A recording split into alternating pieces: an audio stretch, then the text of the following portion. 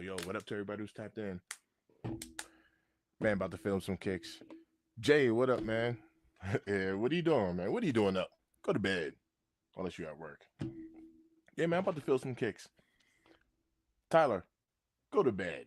What are you doing up? I'm trying not to make too much noise, man. Everybody's sleeping.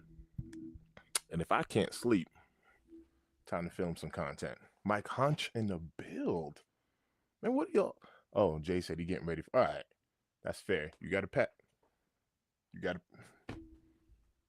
You got to pass because you're getting ready for work. Everybody else, what y'all doing up? What y'all doing up? Yeah, you're gonna have to say that one in English for me. Translate that. he told me to go. How you gonna tell me to go to bed? You go to bed. Yeah, man, I'm about to film some content, man. Man, look, to anyone, let me talk about this really quick because I just want to get to work. To anybody who is in this content, hopefully you guys can hear me okay. I don't want to talk too loud because everybody's sleeping. So I'm gonna pull the mic real close, but if it's too loud, y'all let me know. To anybody who is in this content creation space, I'm gonna tell y'all right now, I am still on the road to getting fully monetized. YouTube have this criteria that I think it's really easy for some, and then it's like for me, it's been an uphill battle. Getting 4,000 watch time hours within a 1 year period, within 365 days, has been a challenge for me. And when I tell you it's been a challenge, it's been a challenge. Now, overall, I have, as far as channel performance, I have well over 4,000 hours. I haven't done it all within the same year. And that's the problem. That's the hard part. So I'm going to be going live like a lot. So I always appreciate, the people that's tuned in, like and subscribe, man. I'm on this journey to 5,000 subs, but I'll be honest with you, I really don't, I really don't care about subscriber count. I think a high subscriber count is like a vain metric because I know people that got 40, 50, 100,000 subscribers, and when they drop a video, they get 120 views. I get more views than they do. So I don't really care about having a lot of subscribers.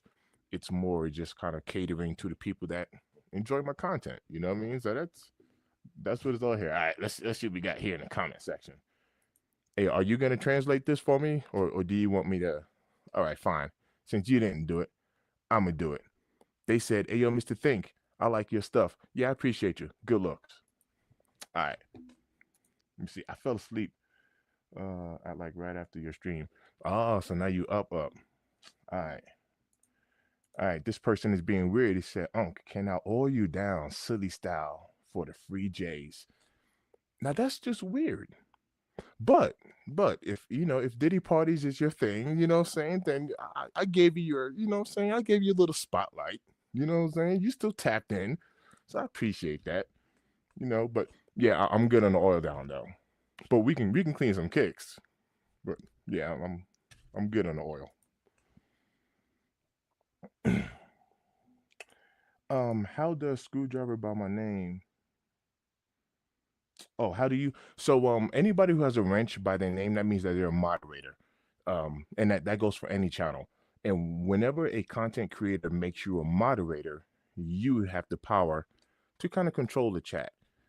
So if people get out of line, you can kick them out, you can mute them, you can silence them, you can kind of put them in timeout, you can kick them off the channel or whatever the case is. But that's called being a moderator. Just a heads up. So when you see anybody who got a wrench by the name, that little blue wrench, yeah, they got the power. They've been given the power. Can you say this 10 times fast? Red glue gun, blue gun.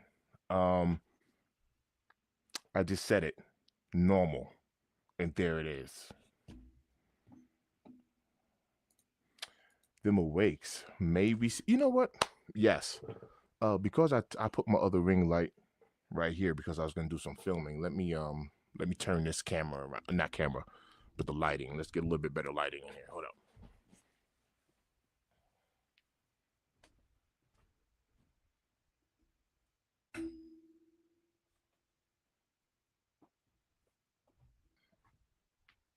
And that's exactly what I'm gonna do some a little bit of B-roll and a little bit of filming on. Is gonna be those awakes and those undefeated fours. You didn't. You damn Skippy, I didn't. That's right. Yeah. He said, since we awake, let's see some awakes. All right, bet. Say less.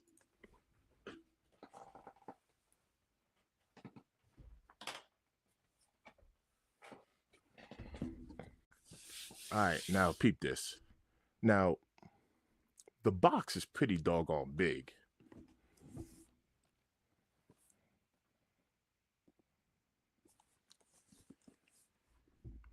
On this box here, we have all five boroughs. Now, you know I'm from Queens. You know what I'm saying? I'm a New Yorker. You know what I'm saying? Living in Colorado, but born and raised in Jamaica, Queens. We got all five boroughs here.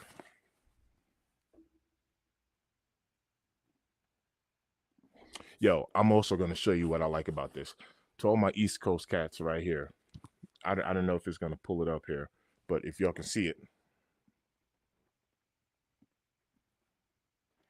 Yo, that joint says, I'm going to put this in my video too. That joint says, duh, DA. It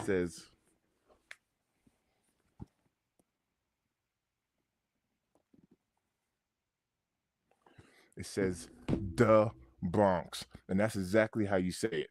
The moment you talk to anyone, they'll be like, yeah, I'm from New York. I'm from the Bronx. Nah, it's the Bronx. That's how you say it.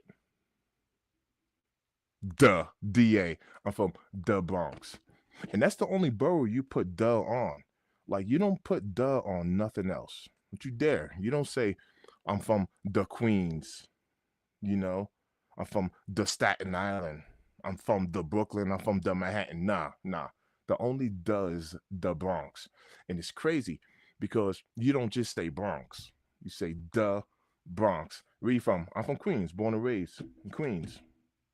You don't say the Queens. It's just Queens. But you don't just say Bronx. Where we live at, Bronx. Nah, it's the. All right, that's enough of that.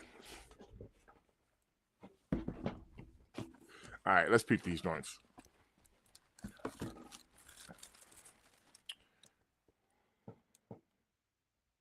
We got some Awake NY stickers. We got some more stickers here.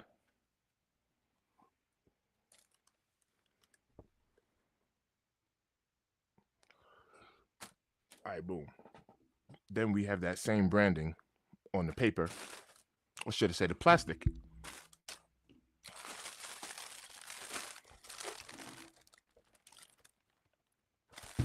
All right.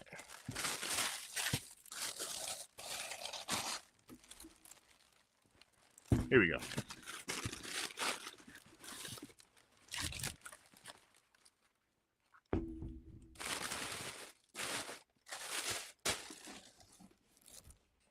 So I'm going to do some filming. I'm not going to shoot like the actual video on live, but I was going to do a little bit of B-roll, probably knock out like some lace swaps or whatever, change the laces here. These are the Pink Awake 5s. I know y'all know what shoe this is. This ain't nothing new.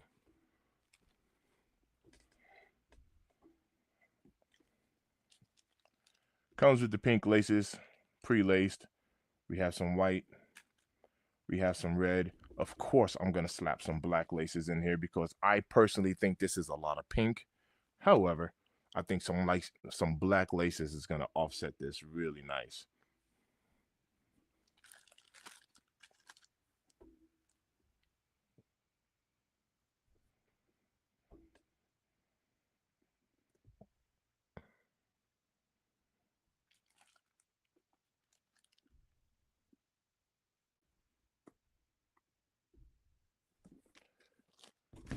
Man, I like, let's see. Oh, yeah, ain't the first time I did that.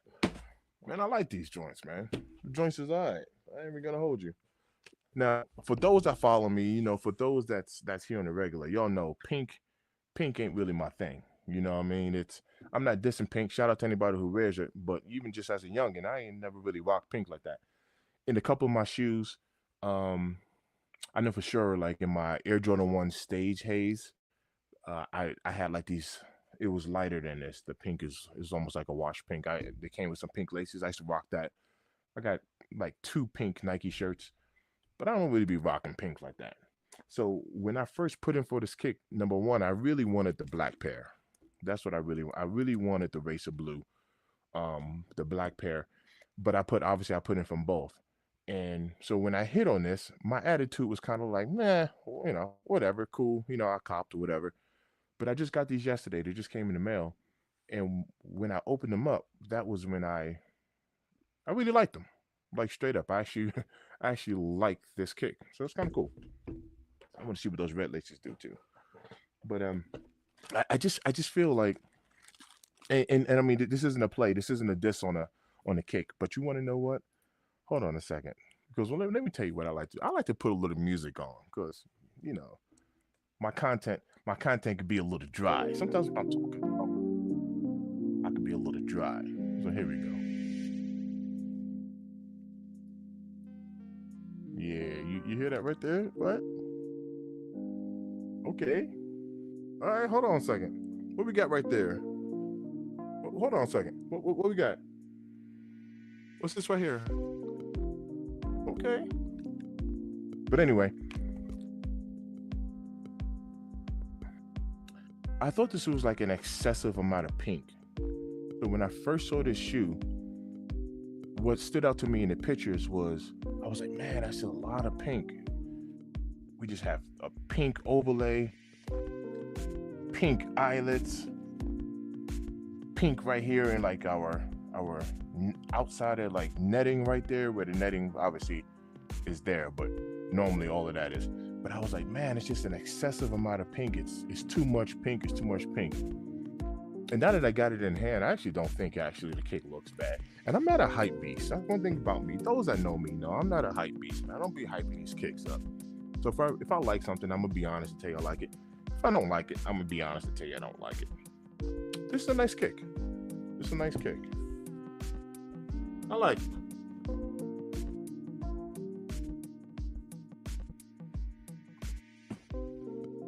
So that's what I'm gonna do some B-roll on. Let me catch up in the comments. Then I'm gonna go behind me, little desk setup. You can see me with my little camera. So back to this content creation thing. David, look right there. Look.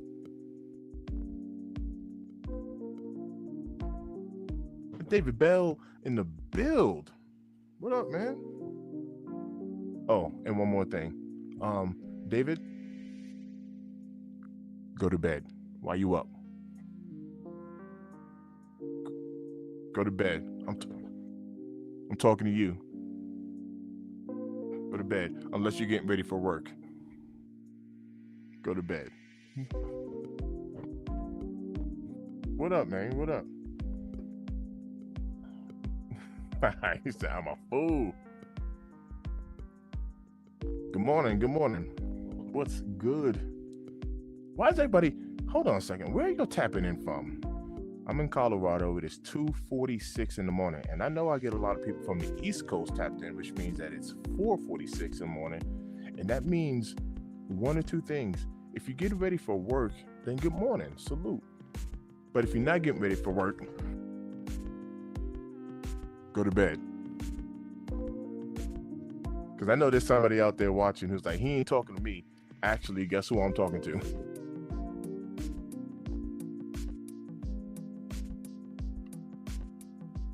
Talking to you. DB said I work nights. Yeah, I ain't mad at you, brother. I ain't mad at you. All right, man. Let me get into these kicks. It might be kind of far away, but I'm gonna get to a little bit of B-roll, kind of show y'all how I make my it's a little behind the scenes content creation. One thing is, I use the iPhone 14. For those that think I have a camera, if you watch my content, all of my content is shot on this thing right here. It's shot on a cell phone. 100% of my content is shot on iPhone. 100% of it. I do not have a camera, as far as like a Canon or any of that stuff. I use my cell phone. It's all cell phone content. So just let you know. And I use iMovie for my editing, and also use this other app called Video Maker. But I haven't been, truth be told, I haven't been using it recently. So if you go through some of my content, and like whenever you hear like those little sound effects, like one sound effect I like to put in there is like anytime anything pops up on the screen, that's me using that video maker. But truth be told, it's more work, so I've been avoiding it. Like people have been liking my content without me putting like MTIP on the screen. But like when I say, "Yo, it's Mr. Think Impossible," and MTIP pops up on the screen, a lot of times, like whenever I say this shoe retailed for $200 and whatever dollars, I like to put a little cha-ching sound, like cha-ching. I haven't been doing that recently. I've kind of been taking a little shortcut with my editing, but whatever. People still been watching my content, so I ain't gonna lie. It makes my editing go faster when I don't put in the sound effects and all of that other stuff. Just a heads up. Yo, Mr. Muscles, man, I'm sorry to hear that, man. Like if you're being serious with that, man, that sucks, man. I'm sorry to hear that. My girlfriend kicked me from home. That's why I'm up. I'm sorry to hear that, man. Like straight up, all jokes aside, that's not even, it's messed up. Oh. So, oh no. But I don't feel like going to bed. Well, just in case, snickerdoodles, if you didn't know, I was talking to you. I was talking to you too. Go to bed. I'm in South Africa. Time is 10:47 a.m. I can't sleep. I need some weed to start a day. Man, what's the weed like in Africa? Now, granted, truth be told, I do not smoke. I'm a little different. You know what I mean? I don't drink. I don't smoke. I ain't no angel. That's not where I'm going with it. I just don't drink and don't smoke. But however, I live in Colorado, and I tell you right now, weed is very much so legal, and it's so legal to where, like, I mean, I have a moving company. I got people that work for me, and my guys would tell me like they got sales, man, where you can get an ounce, man. I mean, like, no, like you can get an O, depending on where you're going, for like $70-$80, man. It's cheap. It's cheap. I mean, if you can get an entire ounce of weed for like $80 out here, that's pretty cheap. So Colorado's a spot for that married in. All right, man, let's get into these kicks, man. I'm gonna say because you got me talking, and I'm a talker, so I need to chill with all this talking. Let me get some B-roll going. Let me get some content going. Now that you got them in hand, do they beat the bricks? Personally, no. So I like this shoe. However, personally, I will put the black metallics over this shoe. I will put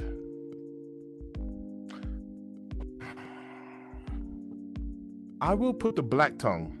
The black tongues that's releasing next week. I will put the black tongues over this too. And that's not a stab at it. It's a great shoe. I'm glad I have it. But I will put black tongues over this. I will put black metallics over this. I might not put the grapes over, and I love the grapes. But I might not put the grapes over this. But I probably would put the Tokyo's 5s over this too. I think I would, but I don't have Tokyo 5s in hand. But is it better than bricks? No, I would still take a brick. I would still take a brick by brick over this, for sure. Yo, Jordan Junkie. Go to bed. What are you doing up? Say, God, it kicks. Go to bed. Why y'all up?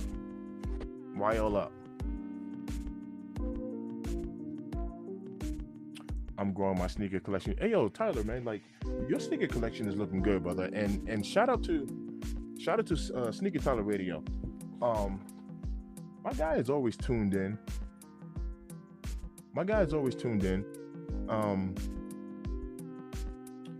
He's a content creator as well, so he understands the. Oh, you're gonna point. Oh, Or somebody want to,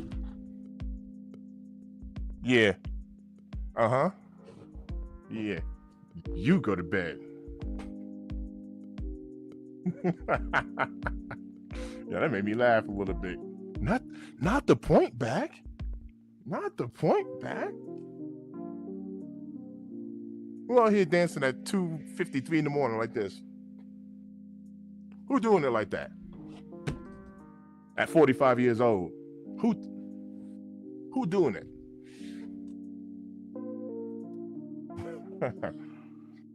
Oh man. Yo, that's funny. All right, check it out. All right, here it goes. When I was younger, right, I used to get told, you might not know some of these names. I used to get told I look like Latrell Sprewell. I look like, depending on how old you are, I look like Allen Iverson. I look like Will Smith. I look like Nelly. I look like 50 Cent, Dr. Dre, Mike Tyson. Oh man, who else? I told you Will Smith. Man, I've been told my entire life, I always look like people that got more money than me. Just crazy. I've always been told that.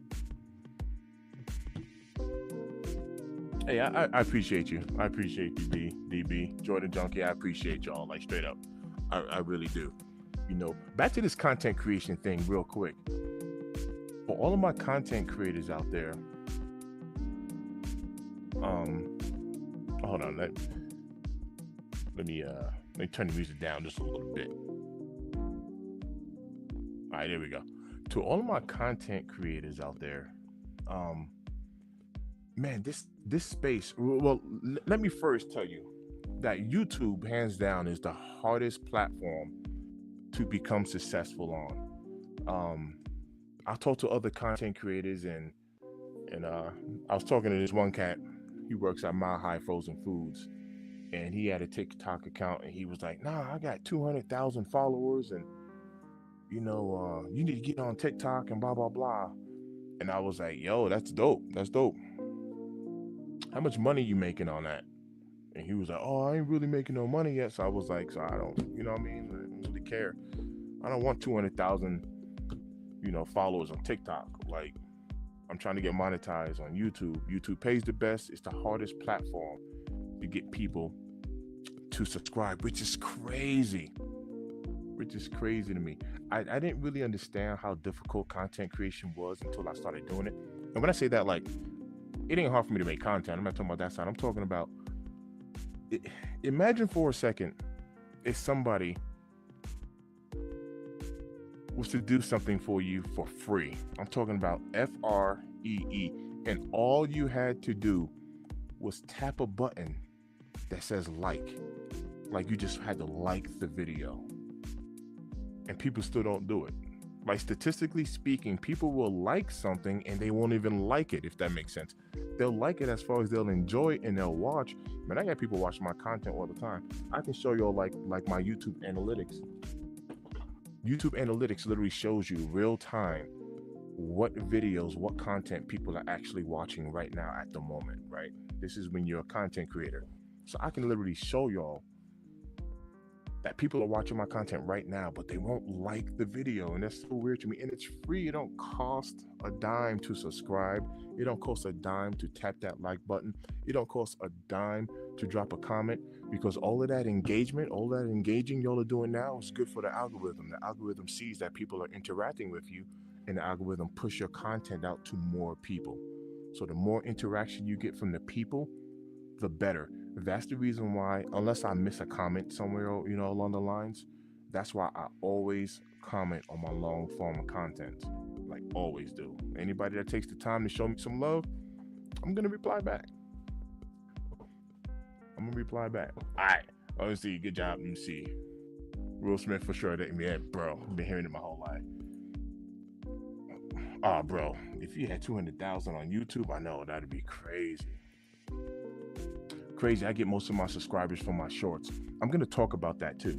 I'm going to talk about short content. Let me run through these comments real quick. I'm going to start, but I'm scared to put myself out there. So I appreciate all of y'all that do it. It takes guts. Yo, it does. It does. But David Bell, let me share something with you. Um, it's in life. One of the reasons why I have the name Mr. Think I'm Possible is because I find myself kind of taking on kind of like some of the most difficult tasks in life. Like I built a business from the ground up, right? Like I just kind of do like some difficult things. And like no lie, I'm not saying this to be like all cheesy or none of that stuff. I'm saying this because I really mean this from my heart. There's really only one person you have to convince that you can do it. And it's not nobody over the internet. It's not your family, your wife, your kids, none of that. It's literally yourself. And once you tell yourself you can do it, you start breaking chains. It's almost like it's almost like hyping yourself up. You know what I mean? You ever watch somebody hype themselves up? They're about to get into a fight. I'm talking about like in real life, they're about to get into a fight and they smacking themselves. Ah, ah. They're just mentally preparing themselves to fight. Now watch this. They might get whooped, but they still fought. They didn't run. They didn't freeze. They fought. Or they might just win. But my whole point is, I always thought that stand by 1 second. Seriously.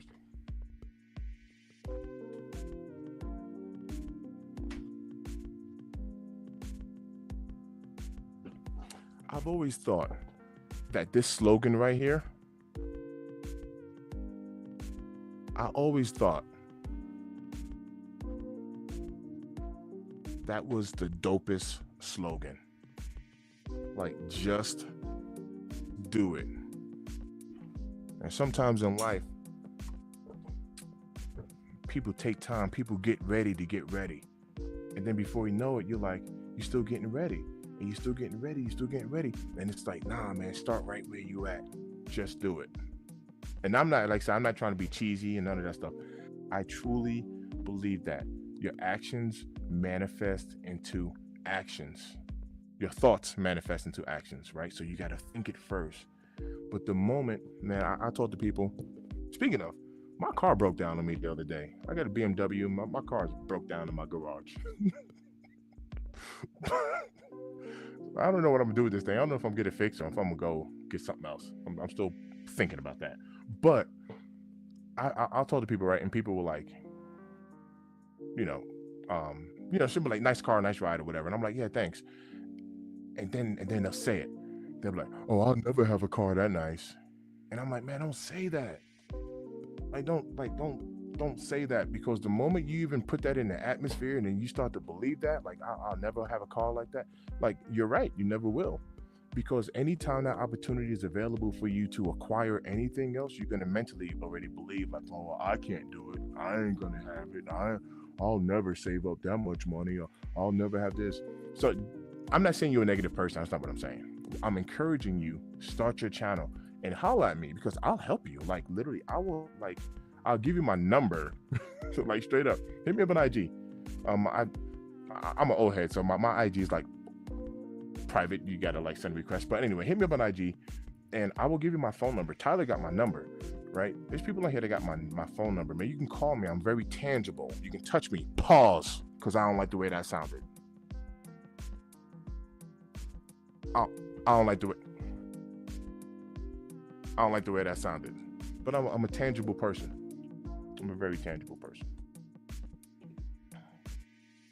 But I will literally help you out with the content creation side. And you don't need no fancy equipment and all that stuff. What I would personally recommend when it comes to content creation, no matter what it is that you want to get into, whether it's your sneakers, gaming, whatever you want to do, right? Good lighting. You definitely want some good lighting. And you want people to be able to hear you. Lighting and audio. You can work on everything else outside of that. You can go to Amazon and just order some lighting.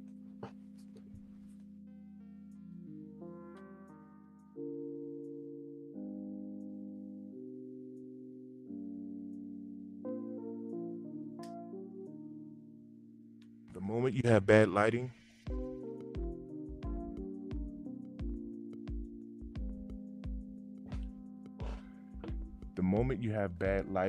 people tend like to click off. So if they can't hear you and if they can't see you, people tend to bounce.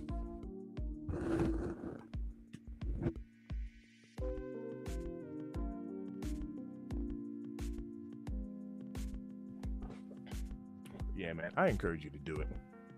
That's what I encourage you to do. And go ahead and do that. All right, real quick, I wanted to discuss this. Sneaky Tyler said crazy, but I get most of my subscribers from my shorts. I've had a talk with the fellas behind the scenes. You're talking Jay Elevate and Lewis, Where Your Kicks 26. Those are my guys right there. Gonna subscribe to their channels, peep their channels as well. This is my take about shorts. The reason why YouTube created shorts was to be in competition with TikTok, right?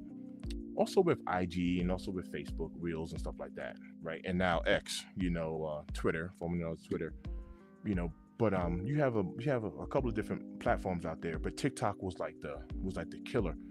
So YouTube created Shorts. Now, YouTube Shorts doesn't pay as much money as the long form content when you get fully monetized.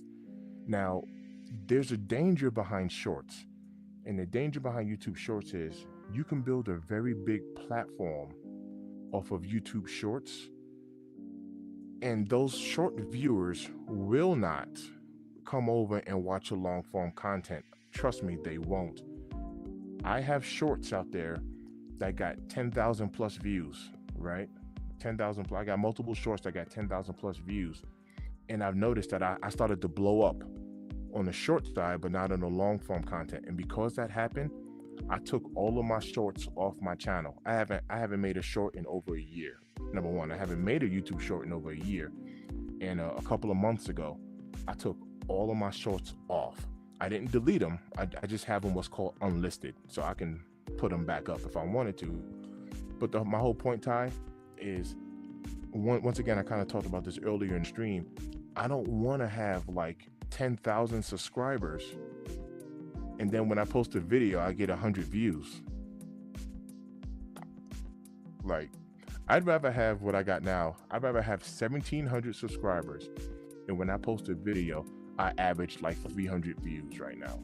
Sometimes it's more on my long form content, but I'd rather keep my base small and still get the real viewership versus just getting everybody and their mama to subscribe and they're never gonna watch my content. I'm a bowler. Anybody knows me, I'm a bowler, right? I actually bowl league today. I'm in this very competitive league out here. I can go inside the bowling alley, man. At any given time, there's 300-400 people in there. I can go inside the bowling alley today and be like, yo, everybody pull out your phones and subscribe to my YouTube channel. And I'll instantly have 2,000. I'll be up to 2,000 subscribers, right? But those people aren't going to watch my content. They're bowlers. They're not sneakerheads. I ain't gonna lie. Some of my friends in there are sneakerheads. But my point is, I get all these subscribers and no one's never going to click on my content. So now that's going to confuse the algorithm to thinking, man, this is kind of weird. It's like you got these subscribers, but they're not watching your content. So now the algorithm's going to get confused on who to send your video out to and who not, and blah, blah, blah. So I want organic growth, which is difficult because you can buy subscribers, you can buy views, you can get your channel banned if YouTube catches you doing it. I don't do none of that stuff. But you can kind of tell, once again, you can tell how people grow their channels, analytically speaking, because like I said, if somebody got 90,000 subscribers and they make a video and they get 97 views or 81 views,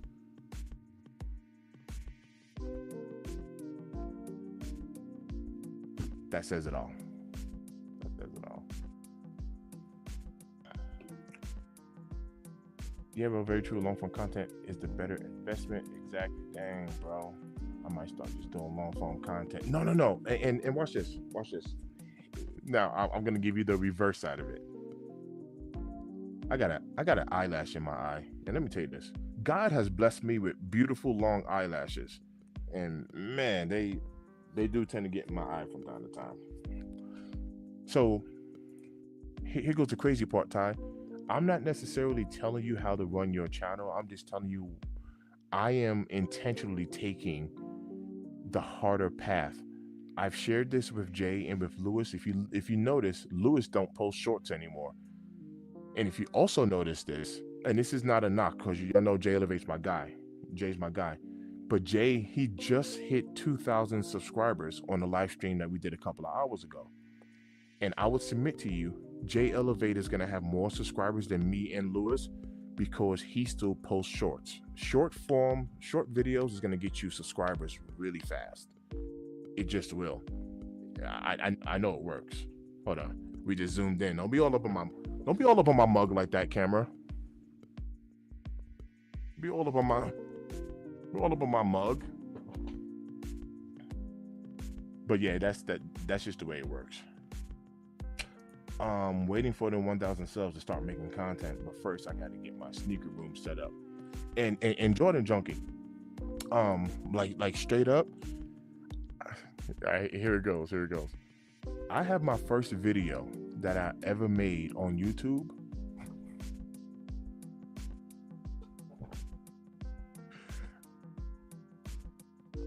Yeah, I'm already subbed up to Jordan Junkie. I have my first video that I ever made on YouTube. When y'all get some time, when y'all get a chance, go check it out.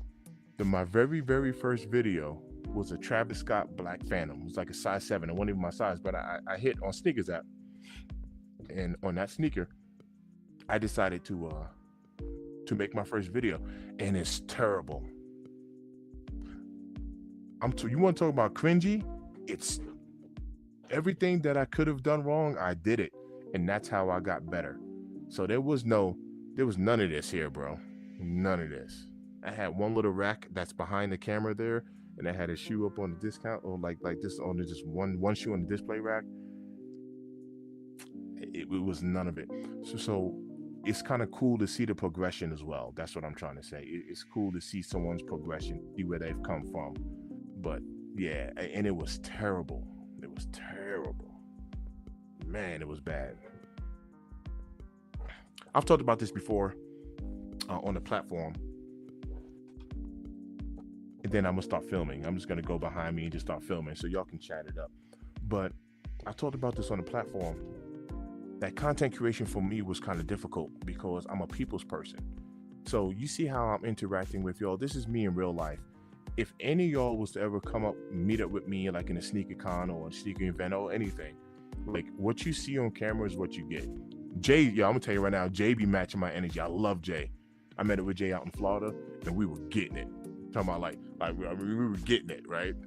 What you see is what you get. I'm a people's person. You could put me in a room full of strangers. I go mingling with everybody. I'm a New Yorker, so yeah, that's me. I would tell you what's difficult for me at first. It was talking to a camera because right now I can talk to y'all and y'all are giving me real-time feedback, which is called engaging. So I'm good with I'm also, I don't know if I told y'all, I'm a drummer in church. I can play the drums, right? So I've been on big stages and played in front of people, and I don't get stage fright, none of that stuff. Like it don't happen. But it's weird when I'm talking to myself. So if y'all wasn't here and I'm making content, now I gotta ask questions and not get an answer.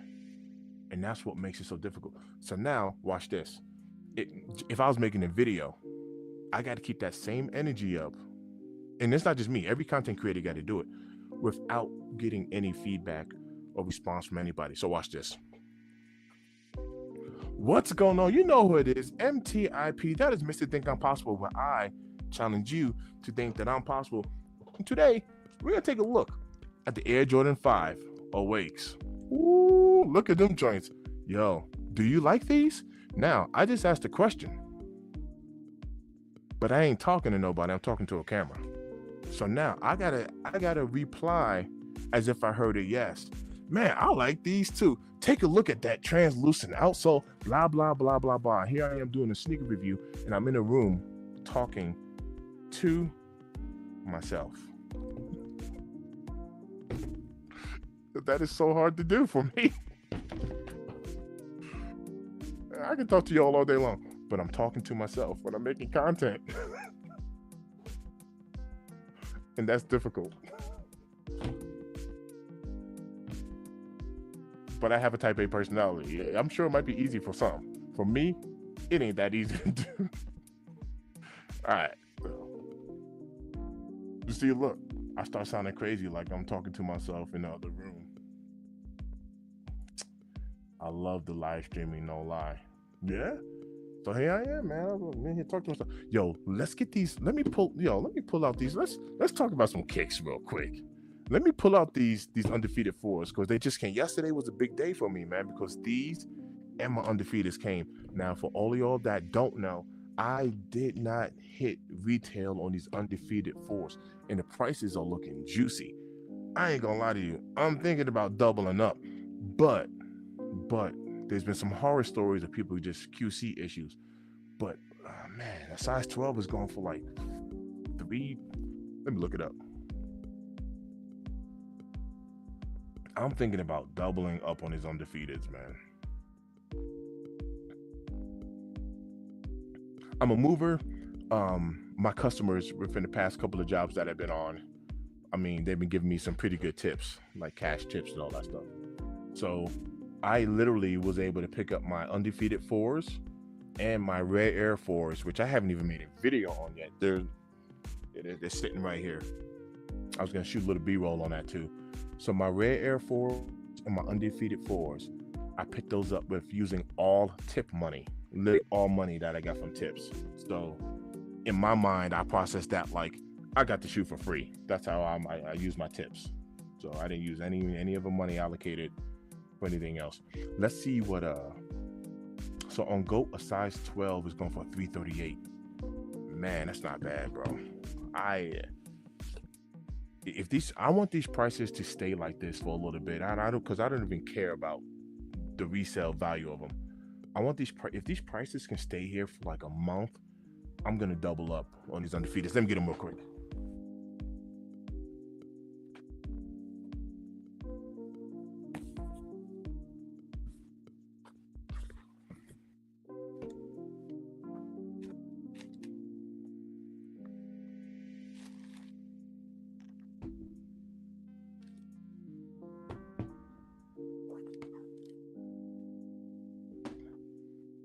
I went through and started putting towels on my kicks. I need to go to Sam's Club and get some more. I went to Sam's Club.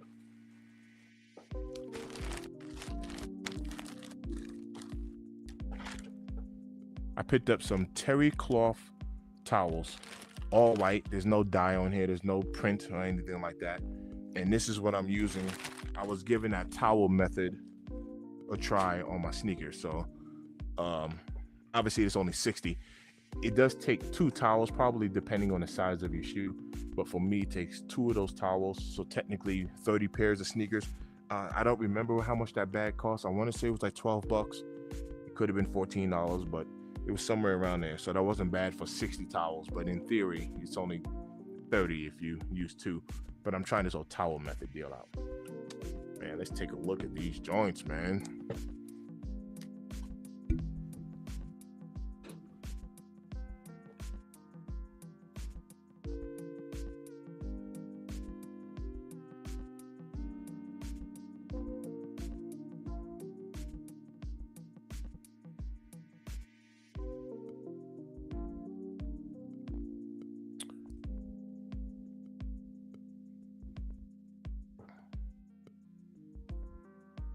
All right, so speaking about QC, right? We have a couple of marks, a couple of scratches here, and I'm gonna put some work in on these, and it's not gonna take much. Hit it with some of that suede butter. For those of y'all that use Rejuvenator, y'all can go ahead and hit it with that mink oil. It'll do it right. But let's see if the camera can pick it up. You'll see some marks on this side right here. Right? Glue stains, I want to say was on, yep.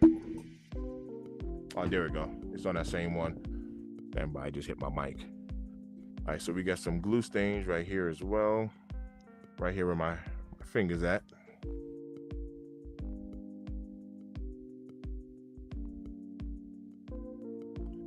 But overall, my review is going to drop this morning too. I already made a review on these. I scheduled it for I think like at 7 o'clock. So it'll just pop up on YouTube or whatever.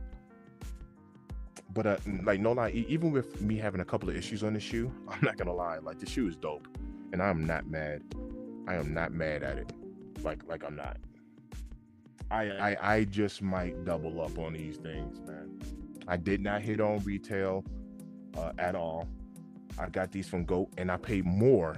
I paid more than what they're going for now. I caught these at $3.94, and after taxes and shipping, whatever, it was like $4.36 out the door. So I caught these at $3.94. Right now, a size 12 is sitting at $3.38, and I'm sitting here like, ooh, ooh. So that's where we're at. Now the question is, undefeateds or brick by bricks? What do y'all take? What do y'all got? Let me go get me some bricks. Let's go get some bricks.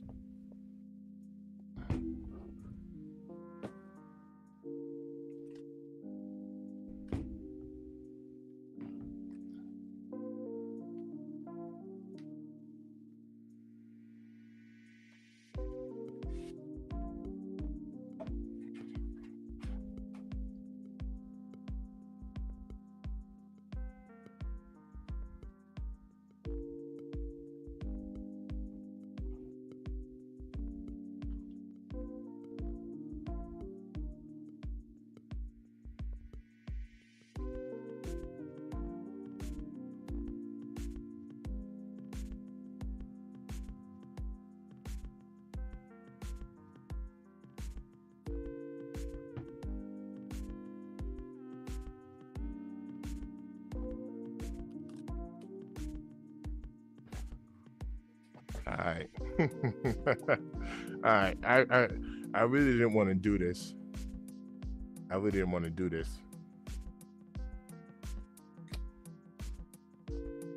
But I want to ask you all for some feedback. Oh man, these smell good.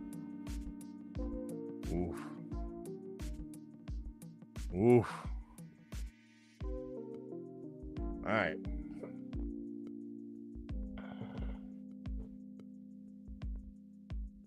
SB Navies.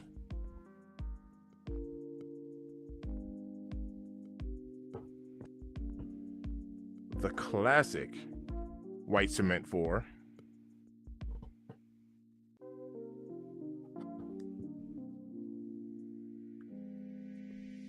Nigel Brick by Bricks.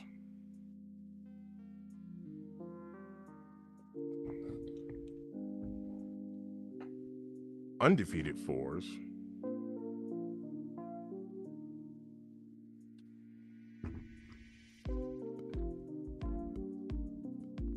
Awake 5s.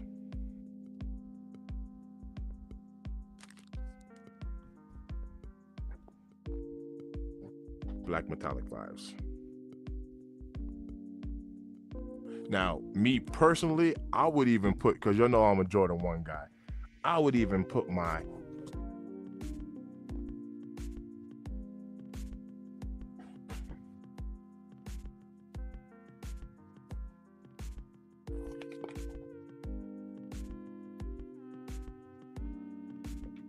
high 85s. I would even put my high 85s in that list. Ooh, that's tough. Ooh, that's tough. What are your? All right. Let me get into some comments here. I love that box. Undefeateds are fire. Yes, I love them. Fire. Correct. Yes. I'm conflicted about double ups this year. So many kicks I want to go back and get. Number one being the Donkey Kong Air Max 1s. Yeah, man, I have my eye actually on them Donkey Kongs as well. And yeah, man, Nike has done us some justice this year. Like 2025 has been so crazy, fam. Like, y'all remember during COVID, right?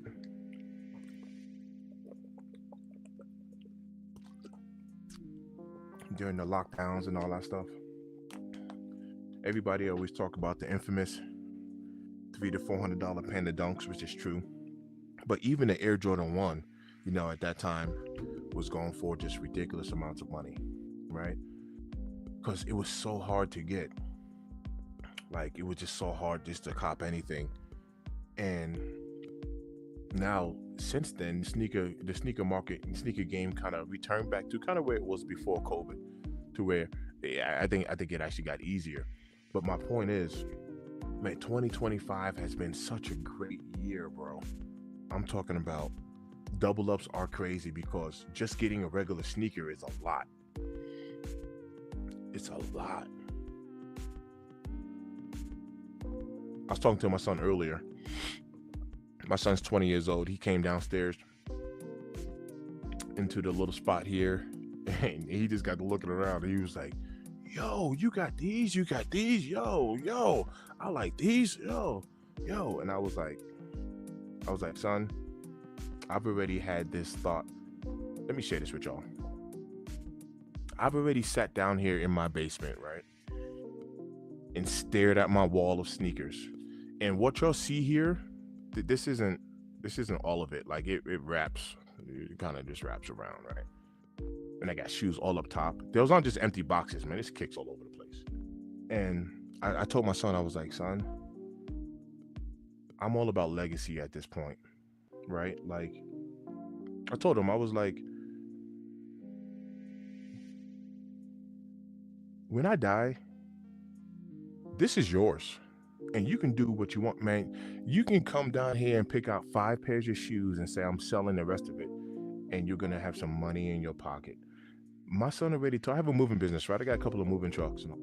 My son already told me, he thought he was going to hurt my feelings. And he really didn't. 20 years old. I'm proud of him too. He's a really good kid.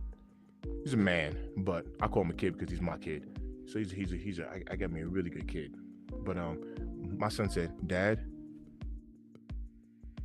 when I get older, I don't want to be a mover like you. That's what he said.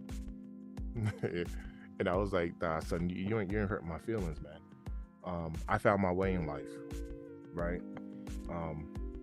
Yeah, I'm a mover, right? I got a moving company. But I found my way. I found success, and prior to, having this moving business, I've had a lot of jobs, man. I had a lot of careers, man, a lot. From back in New York, man, I had a lot. And I found my way. I found success. So I told him, I was like, look, when I die, I got moving trucks. If you don't want to be a mover, who cares? I don't care. Sell the trucks. Get some money from them. Sell all of the equipment. Get some money for it. You know what I mean? Same thing I tell us to my wife. Sell it. If you want to, sell it. Sell these sneakers, man. I don't care. Like, I don't. My whole point is legacy. I want to leave something behind for y'all. I have investments in the stock market, all that stuff, right? Sell it. I personally don't care. It's for you. And that's the whole point. This is legacy I'm talking about. I just get to enjoy it in the process. That's how I see it. I get to enjoy it, right? I get to enjoy this. But just for the mere fact of having a large sneaker collection to flex on somebody, I think that's insane. I look at this as an investment. I look at this as legacy as well. And I get to have some fun in the process. But it's not to flex on nobody. I think that's silly. I only got 2 feet. And I don't know why one person would need more than 10 pairs of shoes. And maybe 10 might be too much for some people. But I don't know why one person would need more than 10 pairs of shoes. So with that being said, I look at it on a completely different angle, but it's never the flex. I'm like, look what I got. Nah, no and no. Nah, this is an investment, right? And some shoes are going to have what's called intrinsic value. And what that means is it's always going to be worth something. You just got built-in value, like precious metals. It's going to be built in. Futuristically speaking, whether you like, I'll give you a good example. I like these. Nothing fancy about them. It's a True Blue one, right? Whether you like this shoe or not, I'm going to tell you right now, it has intrinsic value. Somebody will give me $50 for this shoe. Somebody will give me $25 for this shoe. Whether you like it or not, somebody will give me something for it. It has built-in value. Ain't nobody going to say, oh man, you might as well put those in the trash, man. Ain't nobody going to buy that from you. You might as well throw them away. Ain't going to happen. It has built-in value. Built in. But I'm in it for legacy, man. I want to leave something behind. I'm gonna share something very personal with y'all too. Since since since y'all ain't sleeping, I'm gonna share something personal with y'all. Being black, culturally speaking, like my people, I'm talking about my people, we are notorious. I'm gonna say we are notorious for living generation after generation after generation, and we be having some success. I ain't gonna lie to you, man. We be doing it, but when we die, our legacy and everything, our success dies with us. And we're as a people, we're known for not leaving nothing behind to nobody else. I'm talking about as a people, we're good for doing that, man. And it's embarrassing. Imagine if somebody in your family was to build something, no matter what it is, and every generation you have to start from scratch. That's what it's like being black, man. Generation after generation after generation, and we starting from scratch all over again. My parents, man, shout out to my parents, because I love my parents, man. But watch this. And then I'm gonna tell you why they didn't do it. My parents didn't pull me aside and talk to me about money, talk to me about finances, talk to me about credit, talk to me about saving. They always told me, look, there's one thing to tell somebody something, there's another thing to teach them. So they told me, like, son, save your money. So they told me to do it, but they never taught me how to do it. So just like everybody else, I've always had good paying jobs. I've always made a decent amount of money, like throughout my entire life. I'm blessed on that side. But when I was younger, especially when I used to drink, when I was younger, when I would work overtime and when I made more money, I would buy an extra bottle of Henny. So instead of one bottle, I'll buy 2 or 3, right? Instead of one pair of sneakers, I would buy 2 or 3, right? Instead of going out just to the club on Saturday night, now I'm going out Friday and Saturday. So when you have more, you spend more, because they never taught me how to save. They told me, but didn't teach. So as generations go by, man, we die off and we don't leave nothing behind to make it easier for the next person. And I'm talking about us as blacks, as a people. I'm not saying me. I'm talking about as blacks, as a people, we don't leave nothing behind. I got an aunt. God bless my aunt. Her name is Aunt Myra. Aunt Myra has 1 kid, my cousin Mondi. My aunt lived in Brooklyn. Love my aunt. Love my Aunt Myra.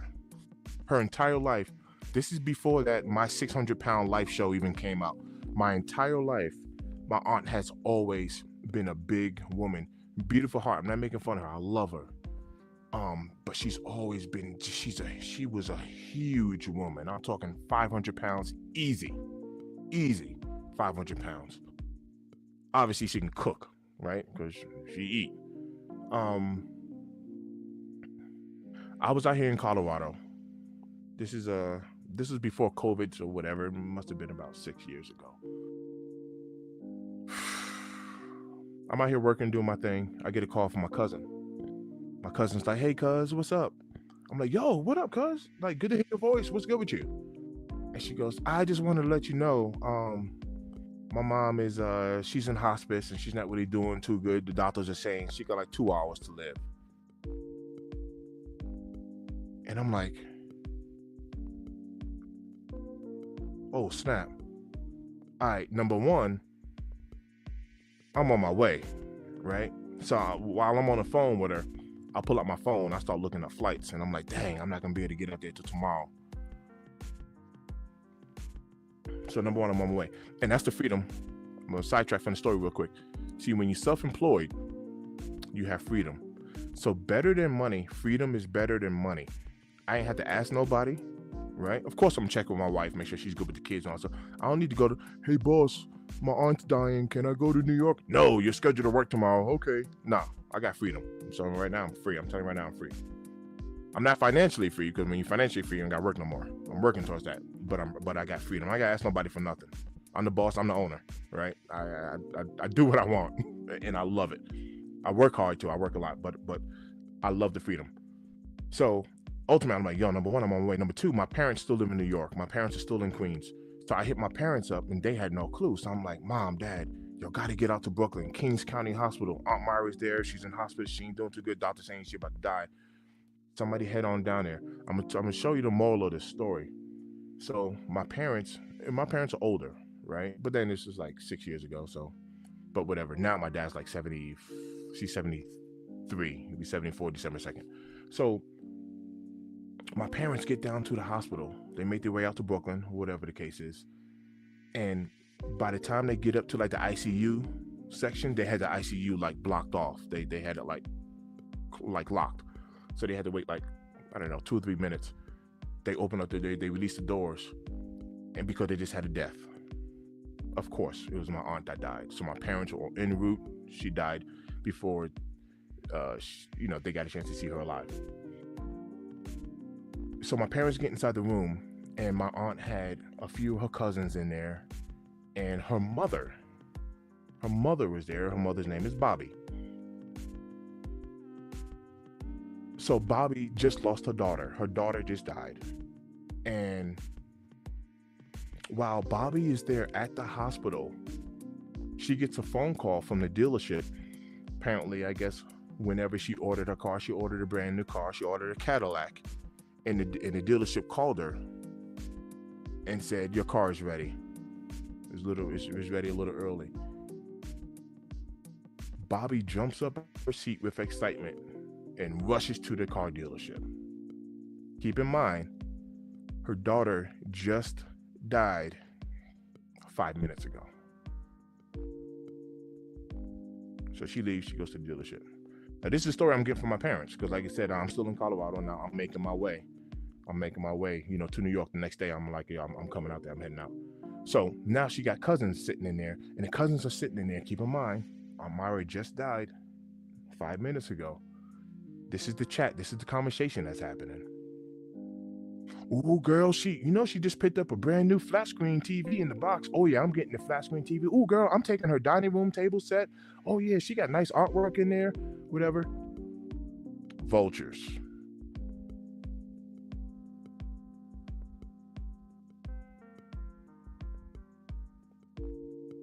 That is so typical of my people to want to take.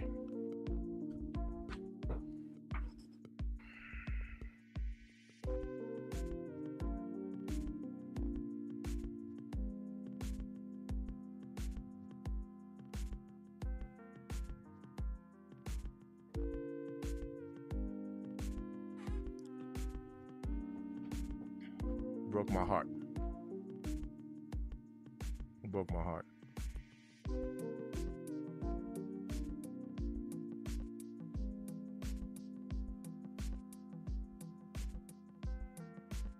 Broke my heart. Then everybody hit me up. Oh, we need money for flowers. We need money. She getting cremated, blah, blah, blah. And of course, I'm paying for things and nobody else is pitching. And my parents are doing what they can. And the whole time I'm sitting here I'm like, when I get there, I just want a picture. I just want a picture of my aunt. That's it. I just want a picture. David Bell, appreciate you. Let me jump into these comments real quick. We weren't allowed to have crap until like 1960s. So our programming got correct. Yep, our parents wanted us not to get lynched. Yeah, DB, you're onto something. I'll be honest with you. And this is the reason why I told you my parents didn't tell me about credit and saving and stuff. They didn't teach me certain things.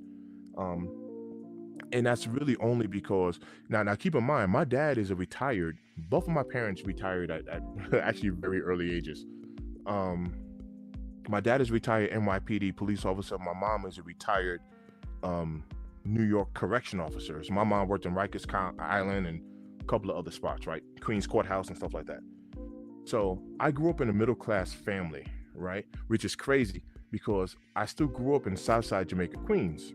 110th and Merrick is my stomping grounds. My parents live in the same house I was practically born in, right? So my parents still live in the hood, but we grew up in a middle-class household, and that is on my side of town in particular, it's crazy. It's still a middle class community that consists of like 5 blocks. You got like middle class, and then surrounded by all of that 5 blocks is straight hood. I ain't gonna lie, but right there where I grew up at, which I always left my community to go hoop and all that other stuff. But the only reason why, like I said, I don't beat my parents up is because my parents, my grandparents didn't teach them, and their parents didn't teach them. So it's generational. It's almost like generational ignorance. And people think the word ignorance is like a bad word. Ignorance just means like you don't know. If you don't know something, it's like I'm ignorant to that. Like if somebody doesn't know about this supreme drop that's happening today, you're ignorant to that information. Like, oh, I didn't know. I was ignorant to it. That's not a bad thing, right? So it's not my parents' fault. My parents didn't. They tried their best, right? They tried their best because their parents tried their best. But to your point, you're right, man. We weren't even allowed. Look, I'm gonna tell you right now. Slavery wasn't no 2,000 years ago, all right? It wasn't that long ago still, right? We still got some people that own some slaves that's still alive, right? It wasn't that long ago. So let's keep that in mind on like how far us as a people have come, because here in America, which I love being in America, right? It ain't the perfect place, but I love being here because we got some freedoms here. But this is the same place where we weren't really treated the best.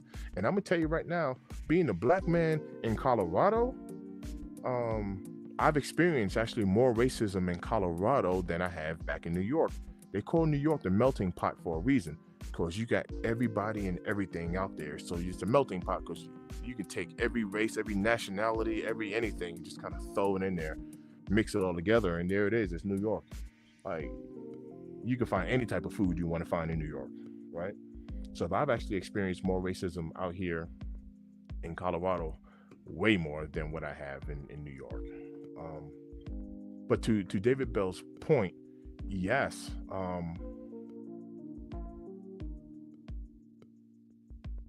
Yo, check this out. There's an app called Nextdoor. I'm pretty sure y'all heard of this app, right? There'll be somebody, and I'm not even saying this. Watch this. I'm not saying this to have a pity party. I'm not saying this for. This is a hardcore fact. This is a hardcore fact. There'll be a white person who would post something on Nextdoor, and they'll be like, "Oh my God, don't shop at this Home Depot. I went inside this store and I just got followed around, by their asset protection, and how dare them follow me around the store? I'm not a criminal. I'm not a thief, and I just got followed around, and they just thought I was gonna steal, and it embarrassed me, and that's not right. That's not fair, and I'm not gonna support this Home Depot anymore, and blah blah blah." And that person is pouring their heart out online because it made them feel some type of way at the fact that you ready for this? That they got stereotyped. All right, well, watch this. I will put a reply on those people's posts, and I mean this. I don't say this for a pity party. That's called being black in America. I get followed around everywhere I go. It happens. I'm 6'3". I've been losing some weight. I used to be 270. Now I'm down to 256. So I've been working out, all that good stuff. So I'm losing some weight. I'm taking a healthier path. So I'm eating better and all that stuff. I'm not lazy. I'm just a big boy. But I get it. I'm a big guy, right? But I get followed around too. I do. That happens everywhere I go. And I don't steal. I'm not a thief. I got money in my pocket, all that stuff. But guess what? I get stereotyped everywhere I go. Everywhere. That's black in America. And you just had an experience being a white person in Home Depot. You had one experience of being followed around, and you got on the internet to go show how you didn't like it and how it wasn't fair. And I agree, it's not fair. I do agree with that. That's every day for us. That's every day. That right there. That's nothing. That's Remember, I grew up in 1980, man. Southside Jamaica, Queens, in New York. Man, I'll be with my boys. We have our backpacks on. We gonna One thing about me, man, we used to hoop. I mean, I tell you, we used to play ball a lot. We play ball a lot. I'll be walking to the park with my boys, and NYPD would roll up, and just little like they do like a little routine sweep. If you heard of the word stop and frisk, I'm gonna tell you right now, this is how common it was to have police interaction. We're walking down the street, we're dribbling, bouncing the basketball, talking, whatever, on our way to the park, right? We see that van roll up down the street, right? The doors open up, like 6 cops jump out of this van, and we just find a wall. Any way you can find a wall, you just, even if it's a gate or whatever, you just put your hands over there. They come pat you down real quick. You guys got any guns? No, sir. You know, they pat you down real quick and they push you on. All right, have a good one. You too, officer. Stop and frisk.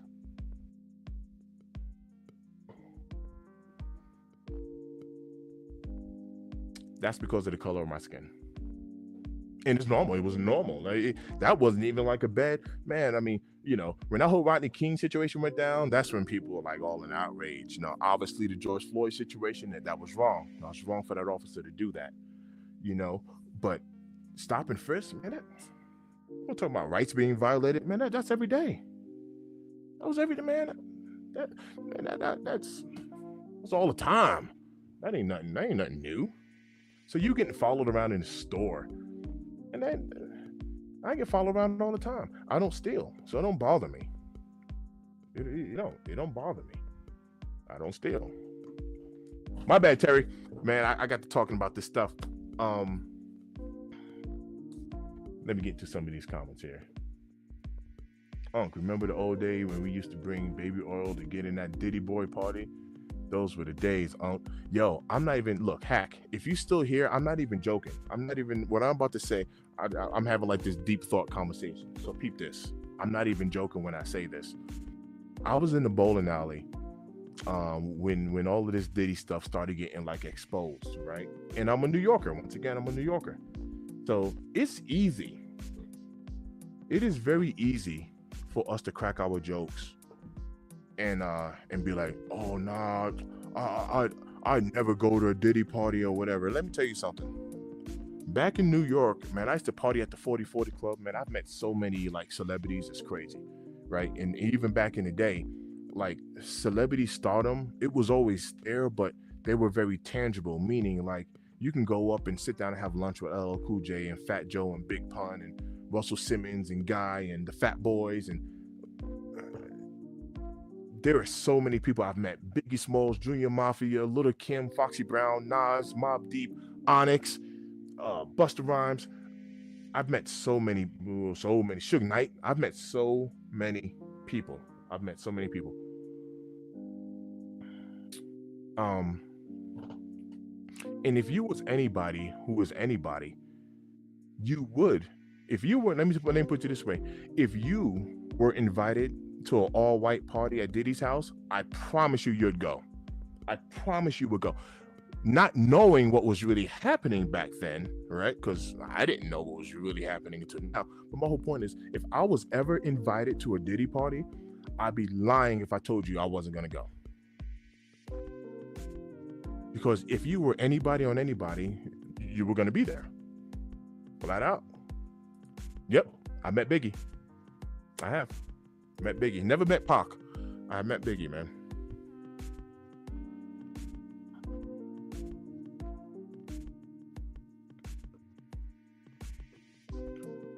There's a facts. Things have gotten a lot better, but don't get it twisted. Things didn't change to the civil rights movement in the 60s. And it's not a pity party. It's legislation and litigation. I agree. I agree. Like, I'm not going to sit here and this is why I got to put the disclaimer on it. All right. Y'all ready for some real talk? Y'all ready?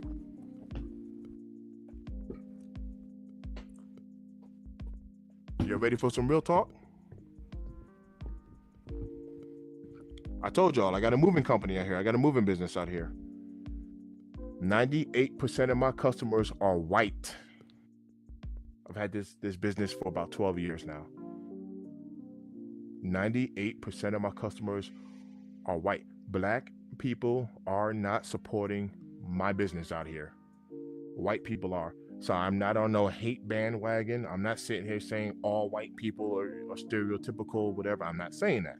That's not what I'm saying. I'm not even jumping on that bandwagon because my own people don't support my business.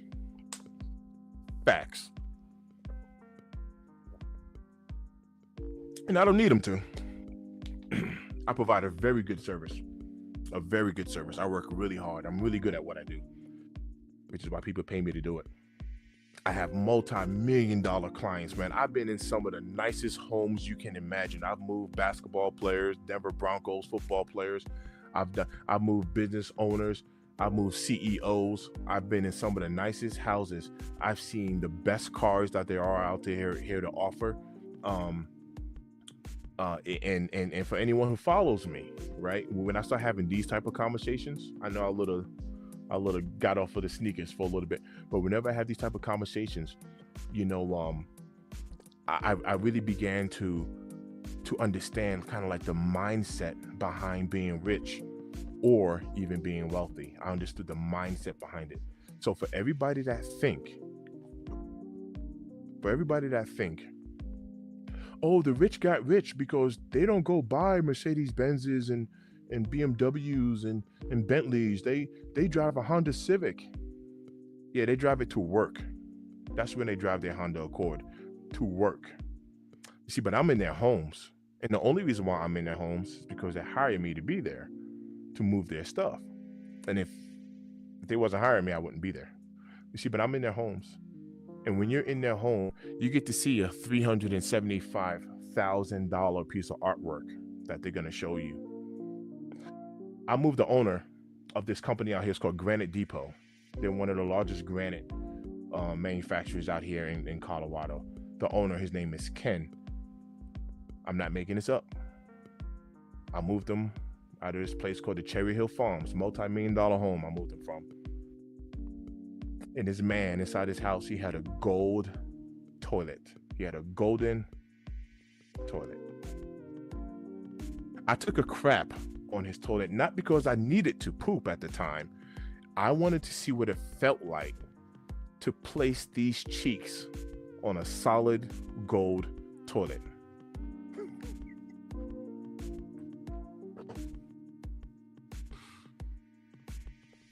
Man, these people that got money, man, they ain't cheap. They got some of the most prestigious, some of the most exquisite things you can find.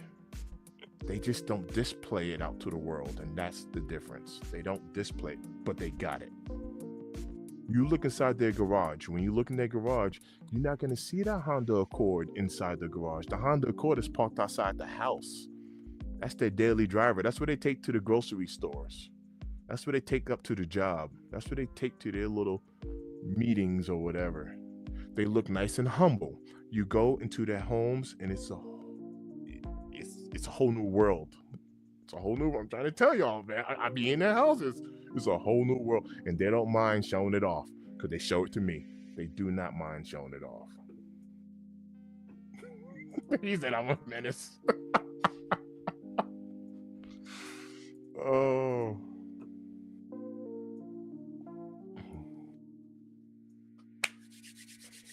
All right. I did all this talking, and I haven't filmed anything yet.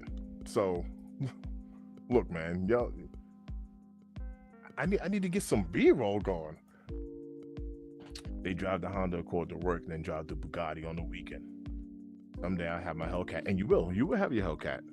You will. I believe that, and you're absolutely right. You're absolutely right. Whenever these boys go out, and girls, right?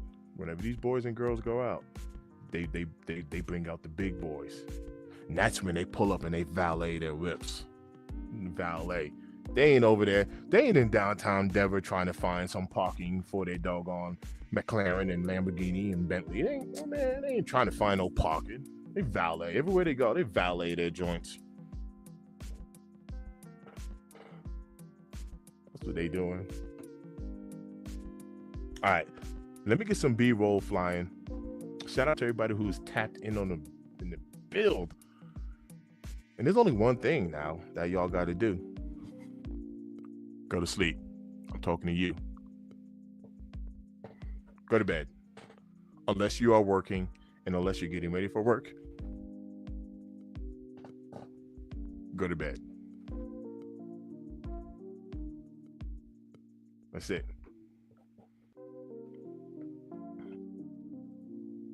Seen every day. Billionaires clothes versus black millionaire clothes jewelry. Jordan Junkie, get me back.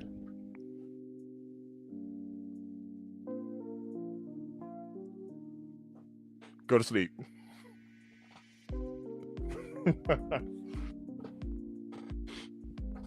Yeah, man, life is short. Have some fun. Be wise. Save a little something for tomorrow, just in case if you make it to tomorrow. Always, leave something behind, man. Think about legacy. That's why I cop these kicks, man.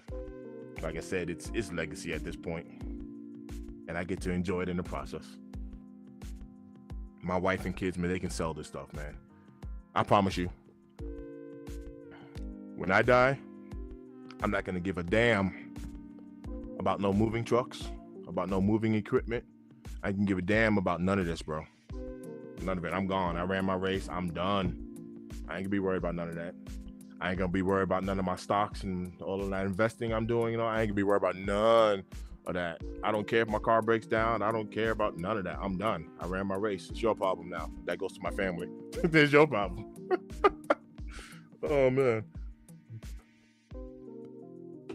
That's all on you now. All right, let me put these back. Let me get a little B-roll going.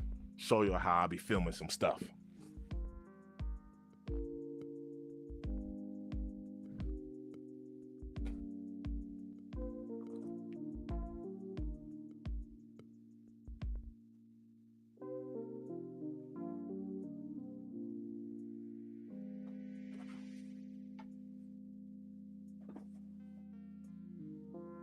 All right, so now that I did all that talking, maybe you'll be able to see like the final product to see how I edit and put everything together and all that stuff. So when the video comes out, peep the video.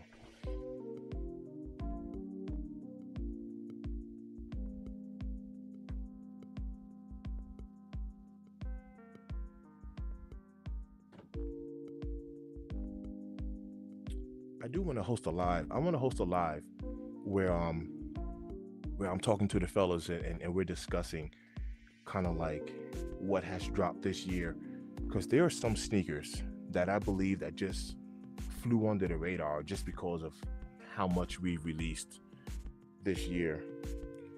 I know somebody asked a question about these. Yep, I'll hit it with an eraser. Throw a little bit of watch this. Matter of fact, let me show you this real quick. Let me get my bag.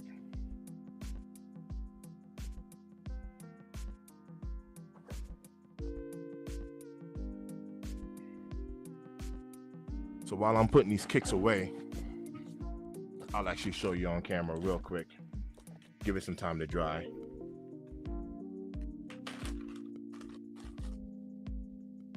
All right, soft bristle brush, right? I'm just gonna brush these off.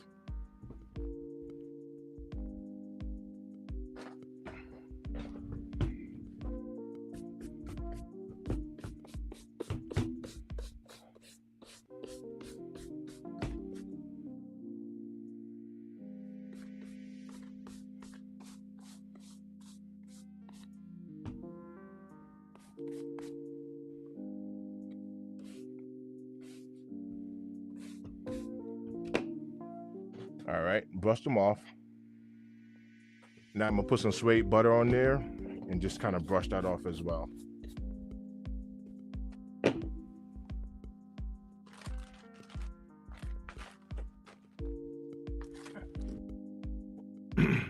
You can order these online on Amazon, right? That's like very abrasive. You got the little metal wire in there. You only use that if you really have to. I don't think I've actually used that on any type of suede or anything. And I don't even use that to re-nap the suede. I use one of these cuticle pushers.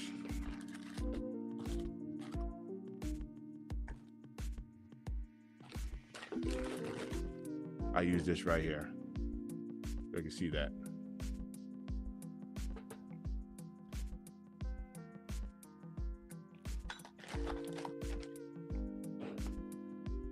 But if you got a dirt stain, right?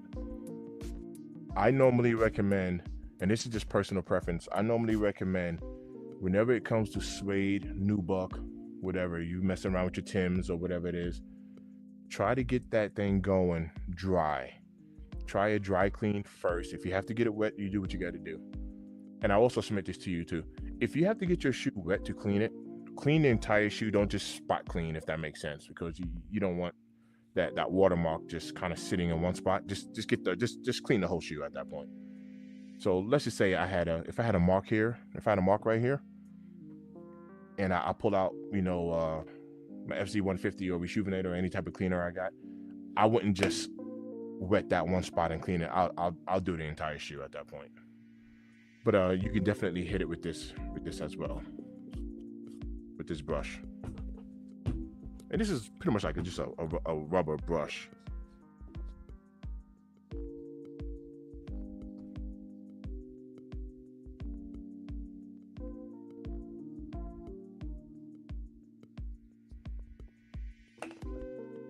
All right, now I'm gonna hit it with some suede butter. I'm gonna hit that with some suede butter. There's one guy I support. His channel is called No Regrets. I like his product and this stuff smells really good. But you can definitely go to Rejuvenator and grab some mink oil as well.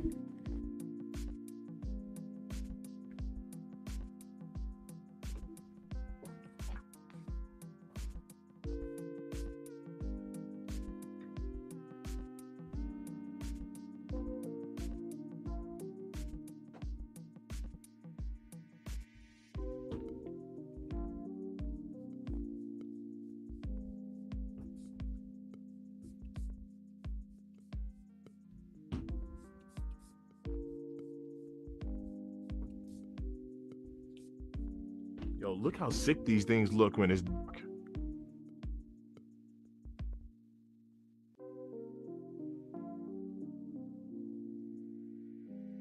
And let that dry up.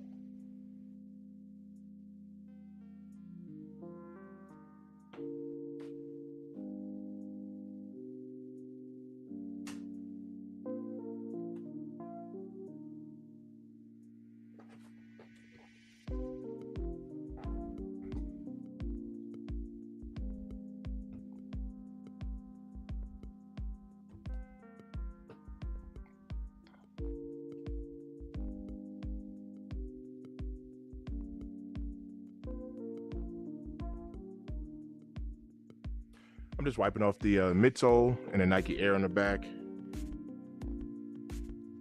The wings on the side, all of that wet. I'm just wiping off the wings, Nike Air, midsole. And as those dry up, you can give it a brush, soft bristle brush. You can brush it right on down. Nice and soft.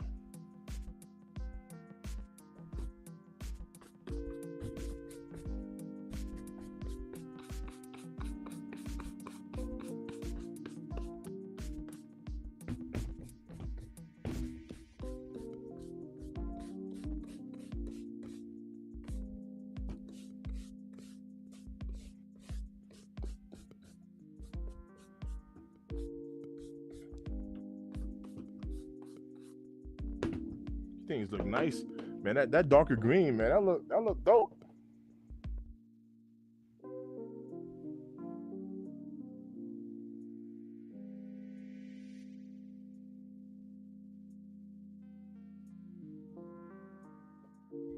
Still wet. We're gonna let that dry. It don't take that long. Let that dry off a little bit. All right. DB, DB said, I would love to see a what we forgot video. So many dope kicks in 25. And I'm just speaking on Nike, but on all other brands as well. And DB, I'm guilty of not tapping into. I actually want to get into other brands. I don't have anything against other brands. I am a big Nike guy, obviously, because I grew up wearing it or whatever. But I really don't have anything against other brands. Like at I don't know what happened to my foot. This happened 2 years ago. I don't know, something happened to my foot, man, and I was barely able to walk. Like something happened with my right foot, and I was barely able to walk. And I went and picked up a pair of Brooks, and I laced them up on my foot real tight, and that helped me out. I mean, I was able to pretty much able to limp, while I was still able to do my moves or whatever the case is, to still work. But yeah, I did pick up a pair of Brooks, and they were comfortable for that period that I had them. The reason why I like these Undefeated so much is because they match all of my hunting gear and camo stuff. Yeah, perfect colors. It's perfect colors. I know the masses like the bricks, but for me, it's the amount of pairs and the legacy attached makes the Undefeated the best 4 of the year. And DB, I'm with you on that. There is a lot of history attached to these Undefeateds, and you're gonna see my video because I made a video yesterday, and I didn't go to like a detailed review because I didn't really feel like I need to. Like, everybody knows about this shoe. I'm getting it late, right? But like, even I starting to dry up now.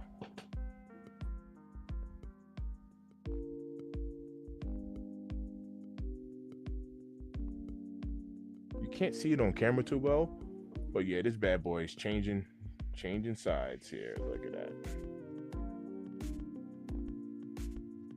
Can't see it too well on camera.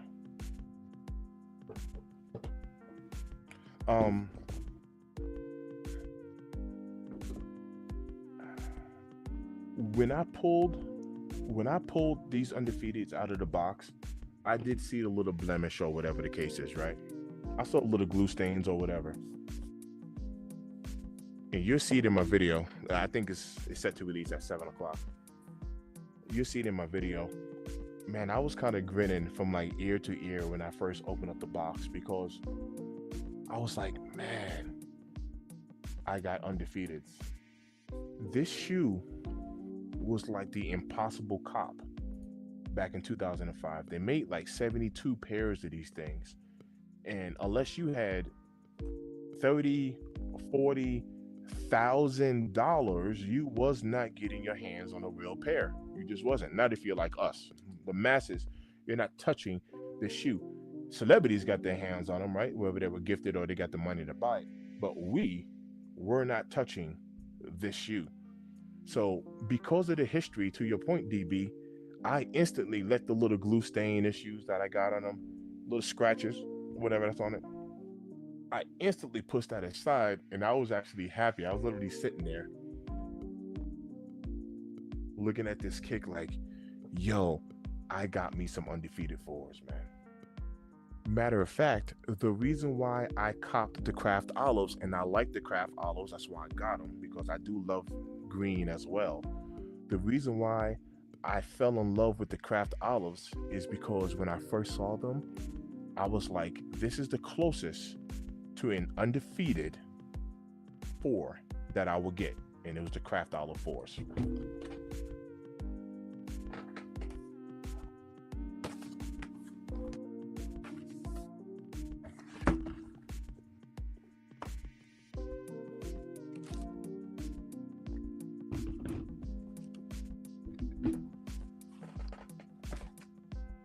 So when I saw this shoe come out, I was like, oh, I gotta have them. I gotta have them. Those are close to the Undefeateds. And I love the Undefeateds. I gotta have the Craft Olive 4s.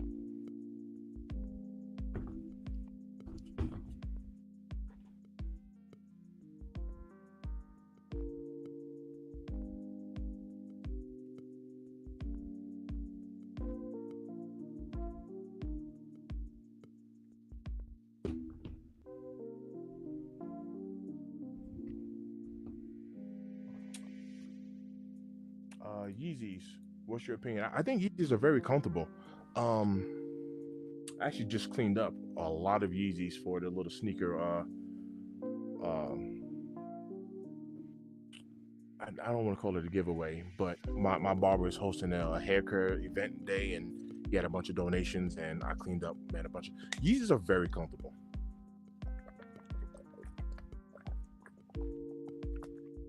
I got Yeezy slides on my feet right now. Those are my go-tos. Mad comfortable. Those are my go-tos right there.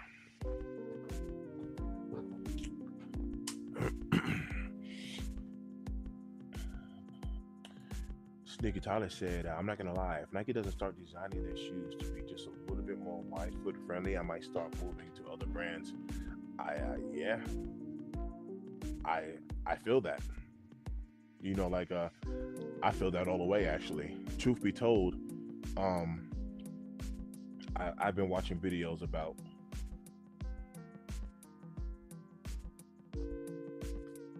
Huh. You know what?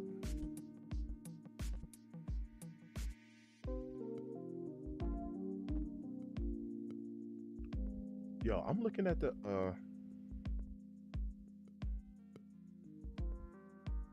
I'm looking at the materials.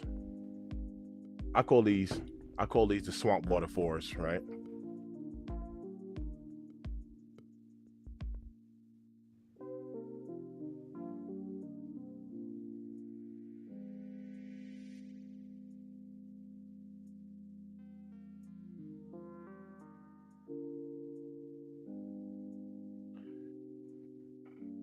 Yo, the materials on these crafts are actually really nice. But once again, I said this earlier. This right here, man, you can cut a steak with this heel tab. Yo, I'm not gonna lie. You can cut you ain't gonna mess up that heel tab, I'll tell you that. Good God. You know what? Watch this, watch this. If the camera, let me move the camera down a little bit. All right, watch this. This is to show you the difference in the heel tabs. Craft water, watch this. Pulling it by the heel tab. Sorry, I didn't mean to give you a middle finger. Let's use a different one. See that? I'm lifting up the shoe with the heel tab. Watch this. That heel tab's bent all the way down. Let me give you a side view. That I be talking about these heel tabs. Look at this. See that? Look.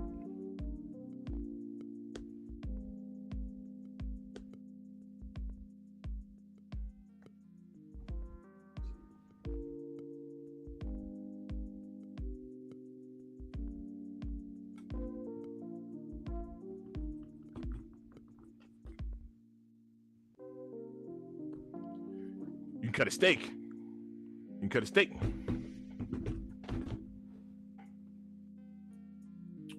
Lewis, how much money have you spent on Nike shoes for just that room? It's a fire design, but costs a lot.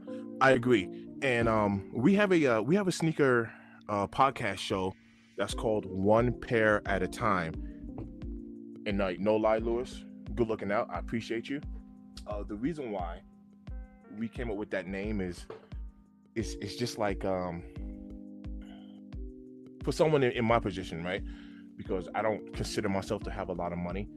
I'm definitely not broke by any means, but I don't consider myself to have a lot of money. So with that being said, one pair at a time, I will say the bulk of my collection I've gotten for retail. And then because I know people that work at Nike, I've been able to get a hookup on it, which, you know, from time to time, I call that my juicy deals. And then I get it for below retail. So, and even when I say retail, I don't even know if I got the bulk of my collection for retail. I have hit the resale market for certain things. Sorry, I got the hiccups, but not a lot. But I even cop below retail too. So even when I do go for retail, like I go to JD Sports and utilize like a coupon and get $20 off, right? So yeah, it goes towards maybe a little bit towards tax or whatever the case is, but it's still below retail. So for the sake of conversation, I would say for retail and below retail, you know, with these kicks, but it's definitely not something that you know, I didn't have no 10 G's or 12 G's and just built my sneaker room overnight. You know what I mean? It's one pair at a time, man. Just accumulate these things, and actually have hobbies, man. Ironically, believe it or not, I'm a bowler. And I used to be a really good bowler until I blew up my man, y'all know this? Me sharing all types of stories with y'all. You're not gonna be able to really see it on camera. Actually, you will be able to see it. Right here.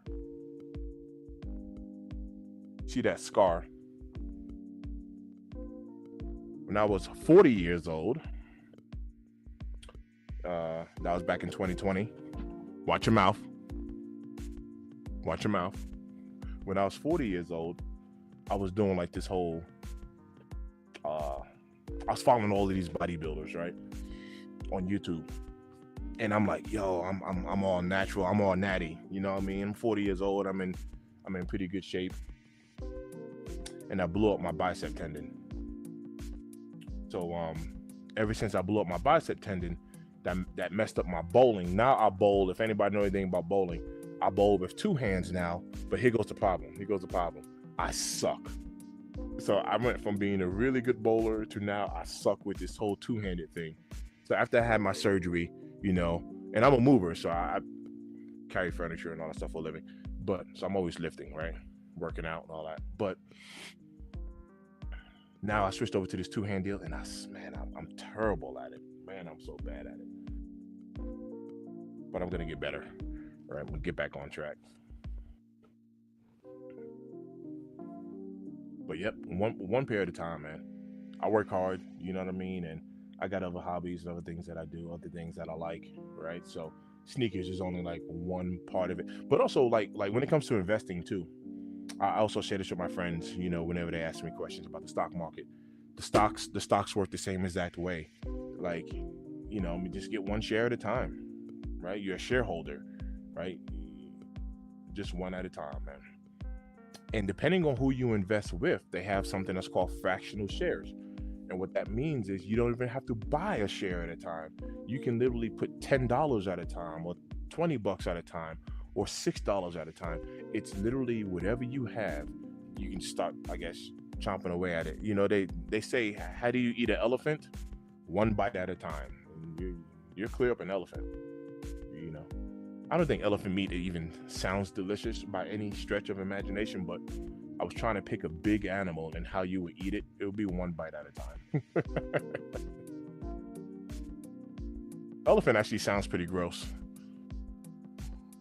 Now that I think about it. How do you eat a big chicken? One bite at a time. There we go.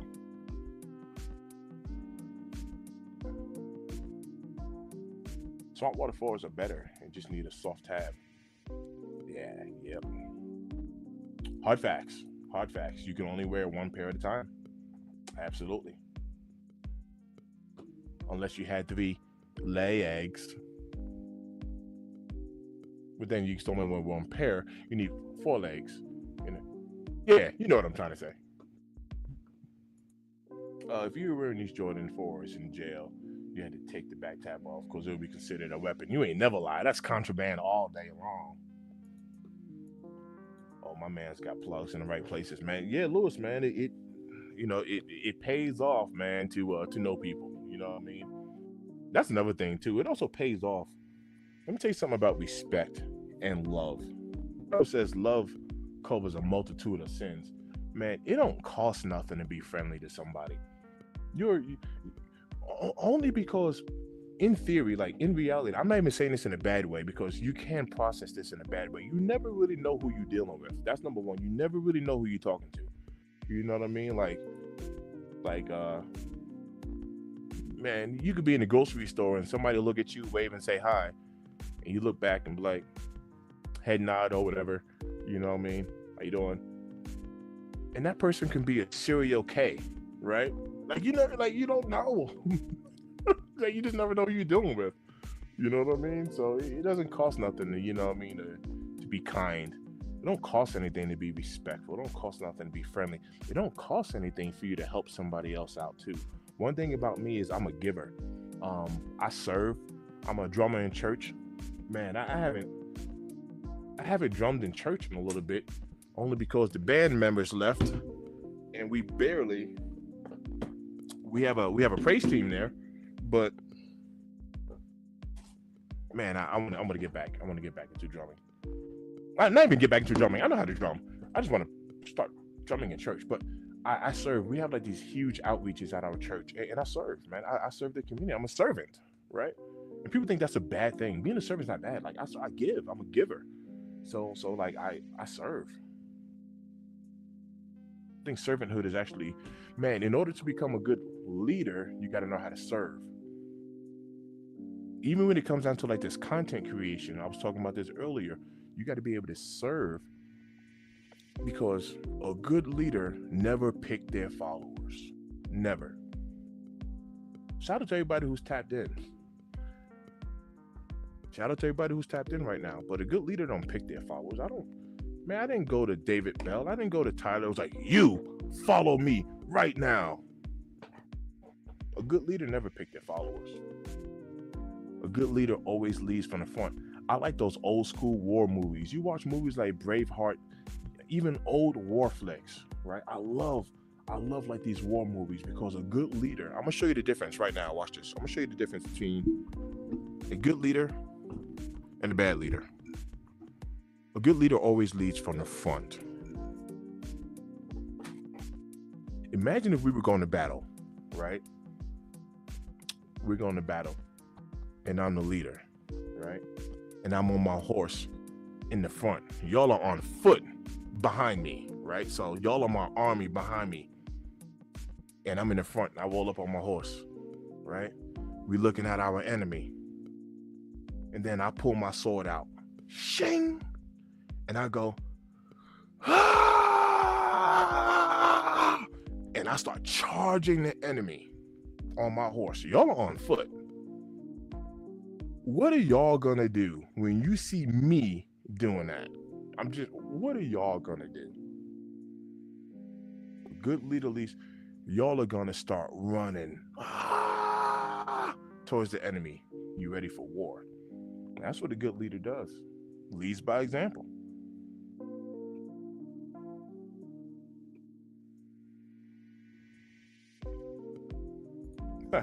You wouldn't think a pig tastes as good as it does, but it might be delicious.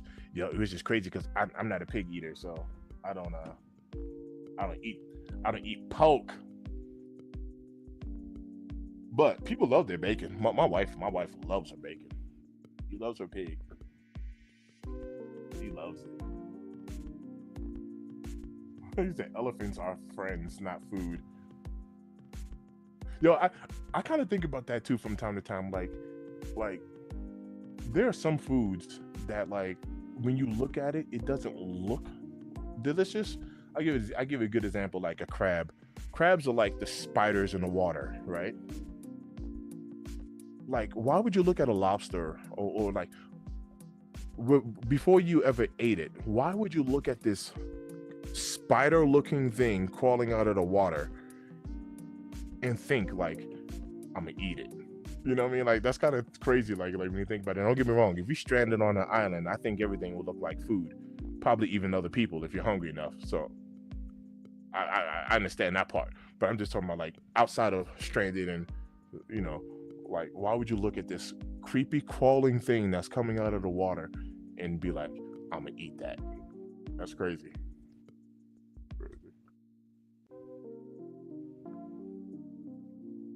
I like watching Western movies. A lot of inspiration in those. It is.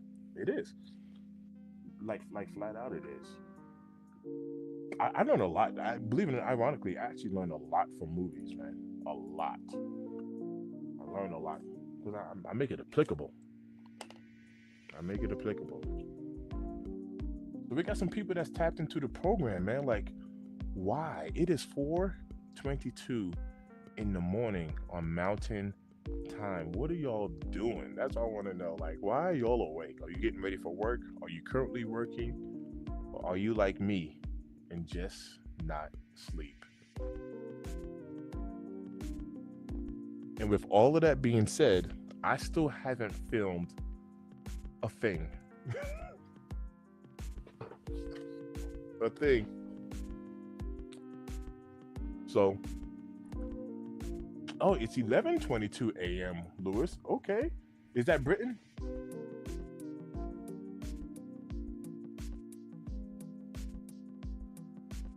11:20. Okay, so it's early. Lewis said it's early where I'm at. All right. UK. That's what's up. Yeah, that's what's up. All right, here goes the thing. Y'all stand by. I got to use the bathroom. So I'm going to go use the bathroom. But I ain't getting off yet because I still need to film some content.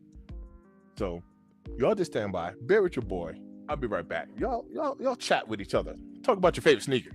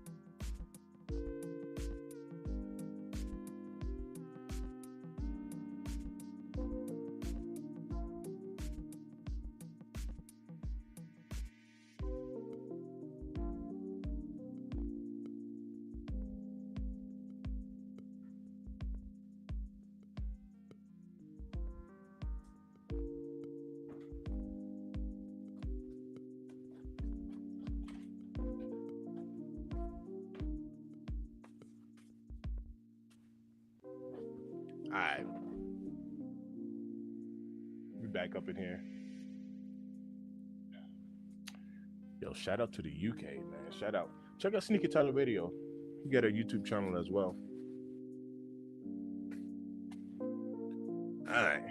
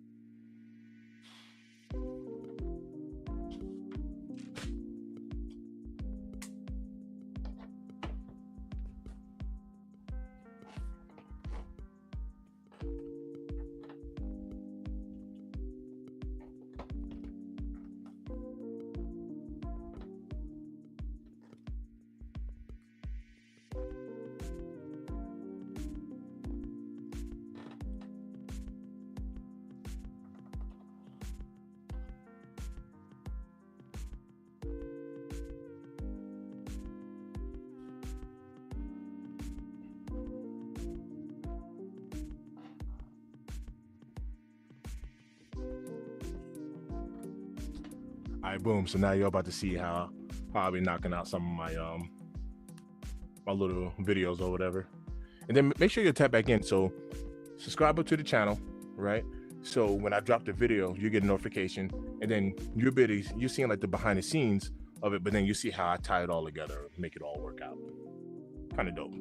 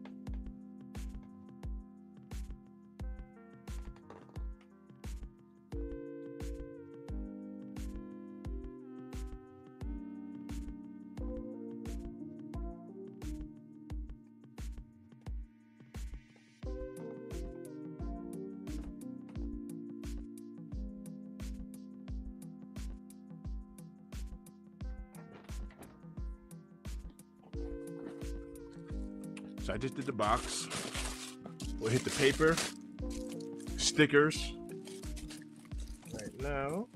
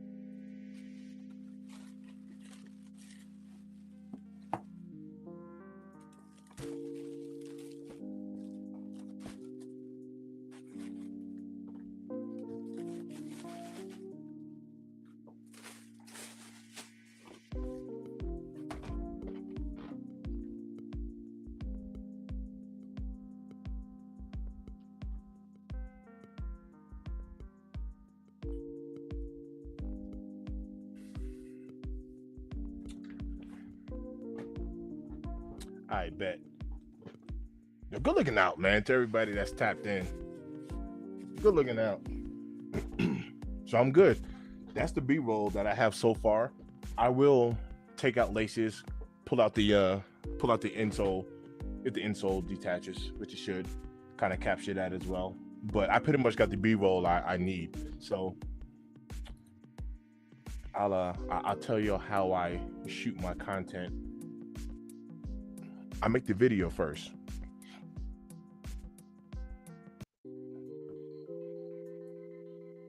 I make the video first, and then I go back and watch my video. So after I watch my video, after I make it, that's when I add the B-roll in. I make the B-roll according to what I'm saying. So if I say, you know, we got a blue Wings logo, as I'm saying Wings logo, what you're going to see on the screen is this. You'll see the B-roll of what I'm saying. If you take a look at the outsole, and that's what you're going to see on the screen. So I like to say what you're seeing in order to match it up to where it's a little bit more engaging to the audience like that, versus me just sitting here like this and just looking at a shoe talking about it.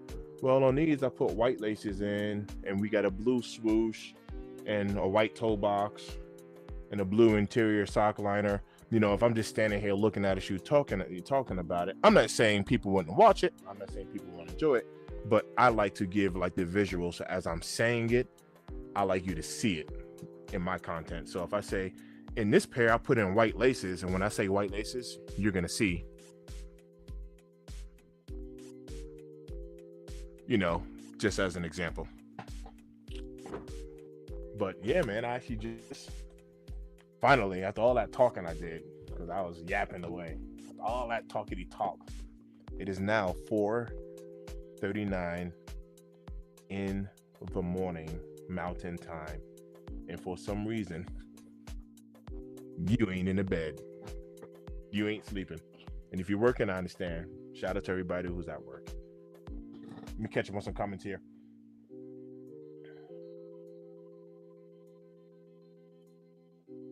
Shout out to Sneaker Tyler. I'm really excited for your Wake Jordan 5 review, Mr. Thing. Appreciate you, Ty. Appreciate you. Yeah, I appreciate you. Tyler, what do you do with your sneaker boxes? That's a good question. David, I usually keep my sneaker boxes, and if they're a shoe that is worth a little more money, try to keep the boxes nicer. But it's a shoe. I know I'm gonna wear it sometimes. I recycle it. I agree with, man. That is a very good point. That was a very good point. I be saying that, man. I be saying that all the time. We're like, it's cool to have like your favorites, you know what I mean, or whatever the case. But at the end of the day, man, it is a shoe. This is the reason why I think cleaning your shoes are so important, because I think a lot of things, honestly, are just whatever it is, right? Like a Bentley is a car, man. It gets you from point A to point B. It's just a car, right? A nice house is a nice house. You're supposed to sleep in it, live in it, use the bathroom in it, change in it, right? Walk on the floors and all that stuff. So I don't know. You're right. It is just a shoe. At the end of the day, it is. I really do like that concept. It helps keep things into perspective. My favorite sneaker box of all time is the Wet Cement sneaker box. I literally have it on the shelf in my house because it's so cool. It is. And even the story behind that, on how they designed that box off of the cobblestone streets in Paris, you know. And peep this, Ty. This is another reason why I'm gonna pull out those Wet Cements with these cave stones, because it looks like they use the Wet Cement box for the cave stone for us. That's what it looks like, and I'm gonna compare them. I'm gonna pull those out. I've been thinking of going to the plastic drop boxes, but as of now, I'm just keeping them in a box. But I don't know if I want to get rid of my boxes. And David, that's one of the reasons why. So right here, I want to get some more. Let me get that out the way.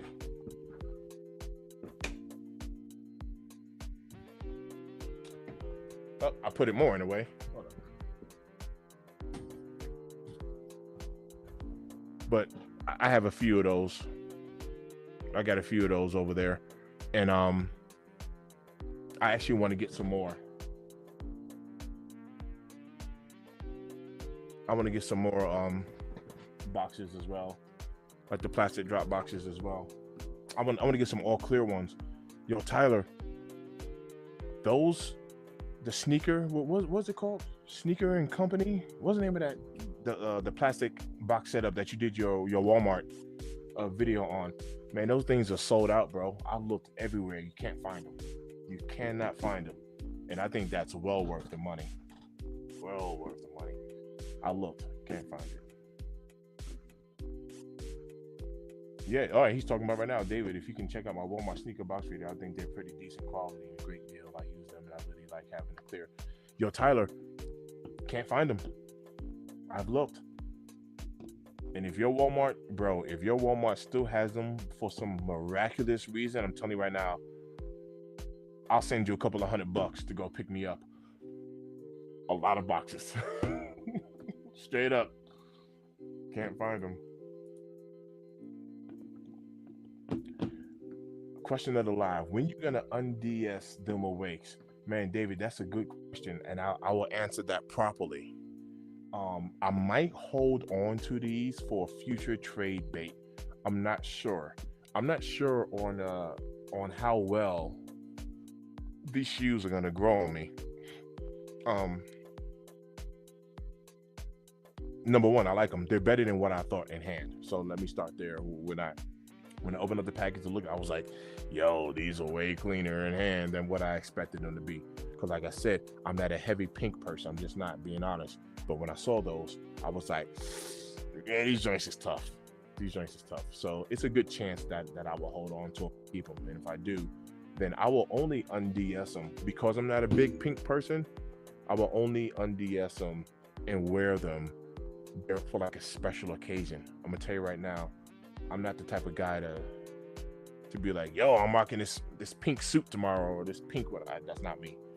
But for breast cancer awareness, yes, I'd rock it. Month, I'd rock it. You know, if somebody's having a baby shower and it's a girl and they're like, we got a pink theme, I'd rock them. You know what I mean? But on a daily, I will not be. I'm not hating on the pink. It just ain't my thing. That's all. I don't be rocking pink like that. Kicks, that's what it was. Kicks and Co. Tyler, if you can find any more of these cases, I promise you, man, I tried. Right after you made your video, I actually went to a Walmart over here by Southlands Mall, where I live right over here, and they didn't have it.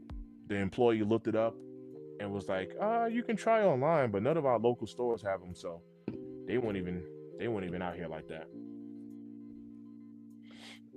But I actually would purchase that brand. Seems to be sold out everywhere I look. Kicks and Company, Kicks and Co. Y'all look that up, man.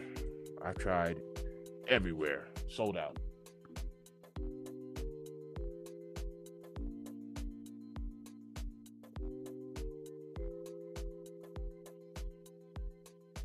Yo, does your Walmart actually still have them, Ty? Like, let me know if your Walmart actually has them, because I haven't been able to find nada. When I say nada, I mean nothing. Nothing at all. We got that Supreme is going on today. I'm gonna try for that blue pair of dunks for my brother. I'm gonna go for the black pair myself. He said they're still in stock, pretty sure. Yeah, whenever you make it to the store, if you can make it to the store, I will send you some funds and pick some up. I would love to have a few. So how much did they cost? I think they had a 2-pack, right? Did they have a 2-pack? Maybe they had a single and a double. I don't care, actually, really, if it's a single or double. But how much did they cost?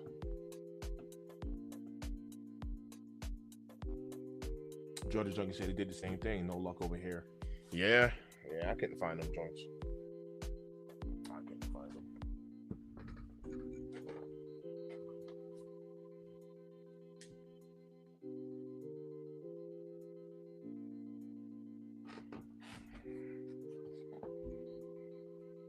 Couldn't find them.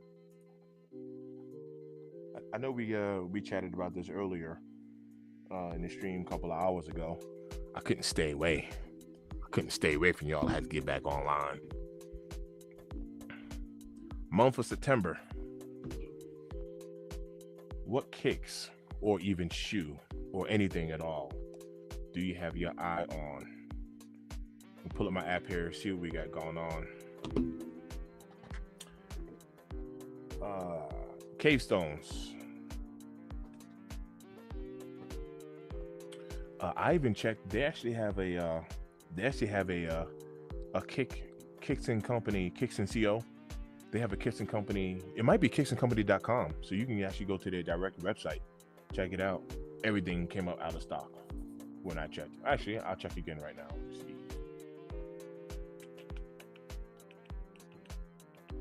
I was on Amazon looking at some stuff, but Amazon be having, depending on what you're going for, Amazon be having like those super cheap, with the little plastic sides that you got to fold it into. Man, them joints don't be holding up like that. The Kicks and Co. Let's see what we got here.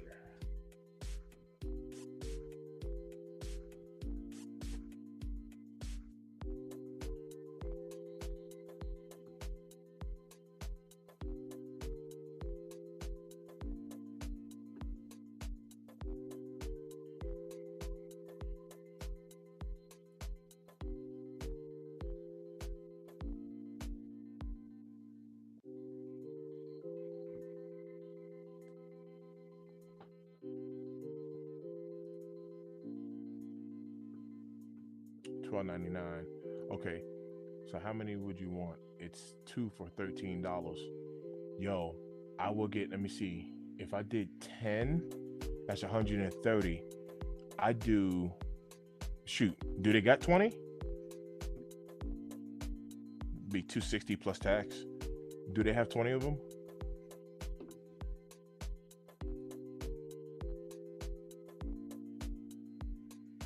Because that would give me 40. That would give me 40 cases. That's huge, Ty. That is huge. Huge. All right, chill with all that. I'll be zooming in on my grills. My webcam has this little AI feature. All right, David Bell said he want the fragments, you know, and I ain't gonna lie to you, D. Like, of course I would take me some fragments. Of course I would. I think there's gonna be a lot of trickery with that shoe. When I say a lot, I think it's gonna be a lot. Chad, I love to see the community being a community. In the month of September, I'm going for the shattered backboards. Try to get the foam posit galaxies and maybe Huarache Nikes. I'm selling these other kicks off of the GOAT app. That's what's up, Tayo. What are you selling in order to trade up for that?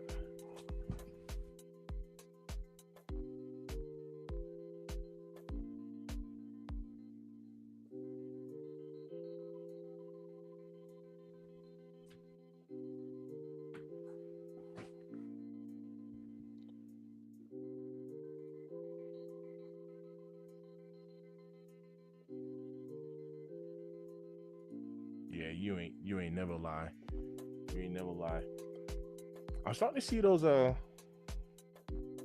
third party apps, the shattered backboards aren't looking too bad right now. They're still decently cheap and you can go to the stores and stores got them sitting. But the Nike app don't. So I was talking about this earlier. Sometimes, man, like these sneakers be sitting, and you're like, oh yeah, they ain't going nowhere. You can walk in the store, they're readily available, and then you look up and they all disappear. Like literally, you know, they're making room for something else, and you're like, where all of the shattered backboards? Where all of the great fives? You know, where's all of the Aqua 8s at? You know, they're sitting back in the Nike warehouse somewhere, you know, but yeah, these stores be clearing them out.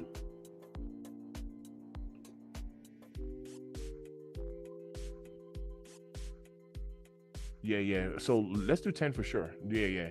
Hit me up. I'm off today. I got bowling league later on at 6 o'clock p.m., but that's not too late on tonight. But yeah, if you're gonna check today for me, I appreciate that. Hit me up, let me know. I'll Cash App, Zelle, Venmo, whatever you got. I'll send it to you instantly. Just let me know what the total is. I got you. I appreciate that. Appreciate that. Speaking of Huaraches, I've been working on completing a Cortez pack. I just need the black one. Yo, I haven't worn Huaraches in such a long time, fam. Uh, and super comfortable. Super comfortable. And I know they've changed up the tech on them now. But the last time I had Huaraches on foot, I took them back to the store 2 times and they replaced them, ironically. But this is when, whatever, I don't know what versions these are, but this is the version of Huarache where, like, your heel, it was like a mesh on the heel. And when I'll be doing a move, my heel would, I guess, overlap kind of like that material and kind of come out the side, and it ripped like the whole fabric, like detached it from the midsole, if that make any sense. And I took it back to the store 2 times, and they actually gave me they replaced them. But that was the only reason why I put the Huaraches down. It was so comfortable. Those are so comfortable. He said I gotta get some footage from my review, so I was gonna go to Walmart anyway. Okay, all right, bet. Appreciate that. All right, this is what he's selling in order to get his shattered backboards, his Foamposite Galaxies, his Huaraches. Let's see. I'm selling my Big Bang, LeBron, South Beach, LeBron Fruity Pebbles. I remember those Ferrari 14s, Black Toes, and Cool Gray 9s. Oh, snap. Mostly because of the shoes don't fit me as well as I would hope. Nah, look, whatever your reasons are, your reasons. Put some bangers out there. I think you'll be all right. And for me, I would rather have those 3 shoes than all those other shoes I'm selling, to be honest. Yeah, ain't nothing wrong with that, man. Jordan Junkie said his Huaraches on the way. Who do you think Nike owes more of its success to, Mike or Tinker? That's a solid question, because I would say equally both.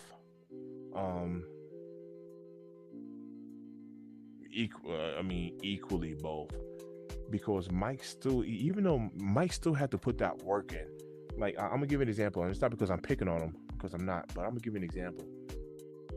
If Mike would have been like Zion Williamson, kind of like the next big thing that didn't happen, then even with a great shoe design, I don't think, with the lack of performance, you wouldn't be able to go with this whole GOAT theme if Mike wasn't performing on a level that he performed on. Same thing with Kobe. Like, Kobe performed on an extraordinary level. So if Kobe didn't perform the way he performed, I think it takes away from the overall package. So I would equally say both. You got to give Tinker his credit, because these old shoes are still selling. These 30 and 40-year-old sneakers are still selling. That's huge, man. That's huge. It's a great question. What do you think, D?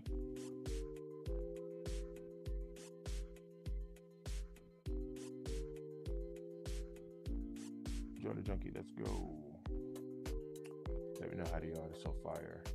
Yeah, I can probably get them on Saturday, but I'll be texting you and let you know what's up. Definitely got to spread the kicks and colo. Yeah. Saturday's cool too. Like, bro, whatever. It is what it is. It's all good. Does Mike even stay with Nike without Tinker? Without Mike, there's no Tinker. Without Tinker, there's Adidas. That's a good one. That is a good one. Yeah. Yeah, definitely goes hand in hand. You know what I mean? And watch this. Shout out to Nike for number one, listening to Jordan. You know what I mean? Listening to Mike. Talk about what's comfortable, what's not comfortable. I mean, designing things to his liking, and what I mean, pretty much giving him a designer. For him, and to his style and stuff. I know Mike didn't like everything that came out, but ultimately that's Nike listening to their main brand and saying, hey, give this guy what he wants. You know what I mean? And clearly it paid off very well for him. Clearly. So having an ear to hear is important.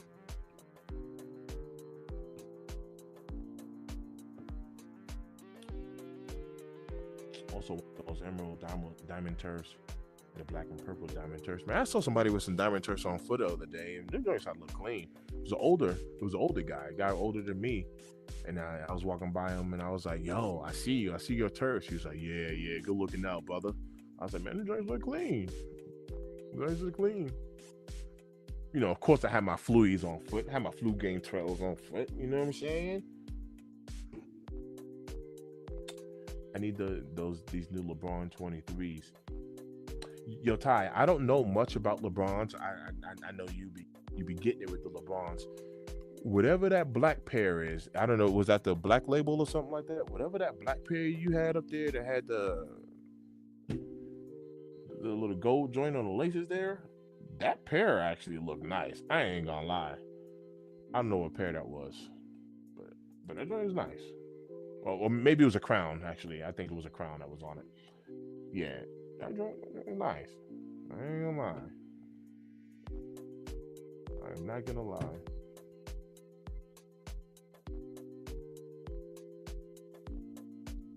I ain't gonna hold you. 5 o'clock in the morning. Shout out to everybody who's tapped in. What are y'all doing? Y'all just waking up for work? It's early.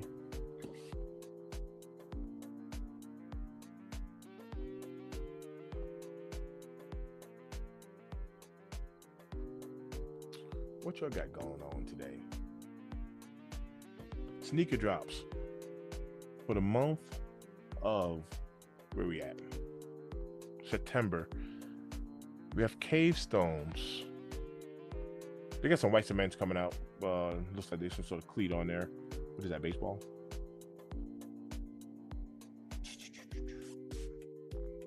Optimum traction, gridiron. All right, so we got a football cleat. Jordan 4 Cave Stones on the 6th. We got these Jordan 1 High OG Women's. These brown joints. The women be getting hooked up. But those brown, ooh, hold on a second. I'm about to speak a little bit too soon. I'm sure they're not making them in extended sizing. However, that color blocking, that could, I don't know. That could be like shattered backboard material. It could be. Wow, actually, yeah. I'm sure they're not making them extended sizes.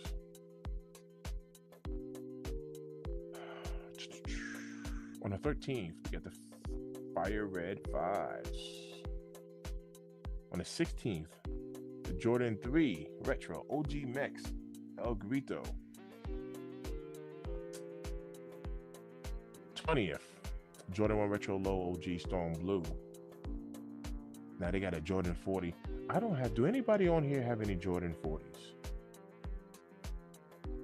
This Dusty Rose is like some sort of pink, rust pink, particle pink, anthracite.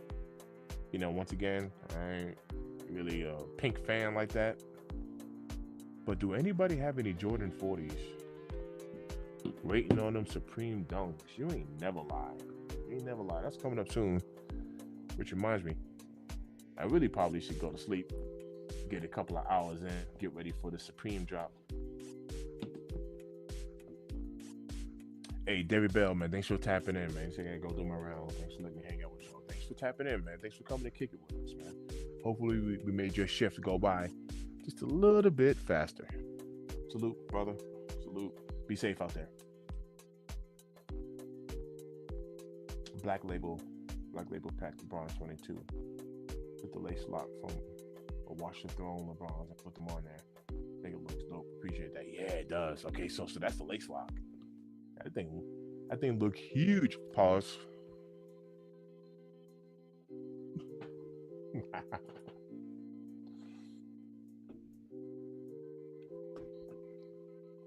All right, family. Thanks for tapping in. I think I'm gonna get back on. Maybe not even maybe. I'll get back on for this whole Supreme drop. Why not? It's only in a couple of hours. Go lay down for an hour or two. I really don't be sleeping that much anyway, to be honest with you.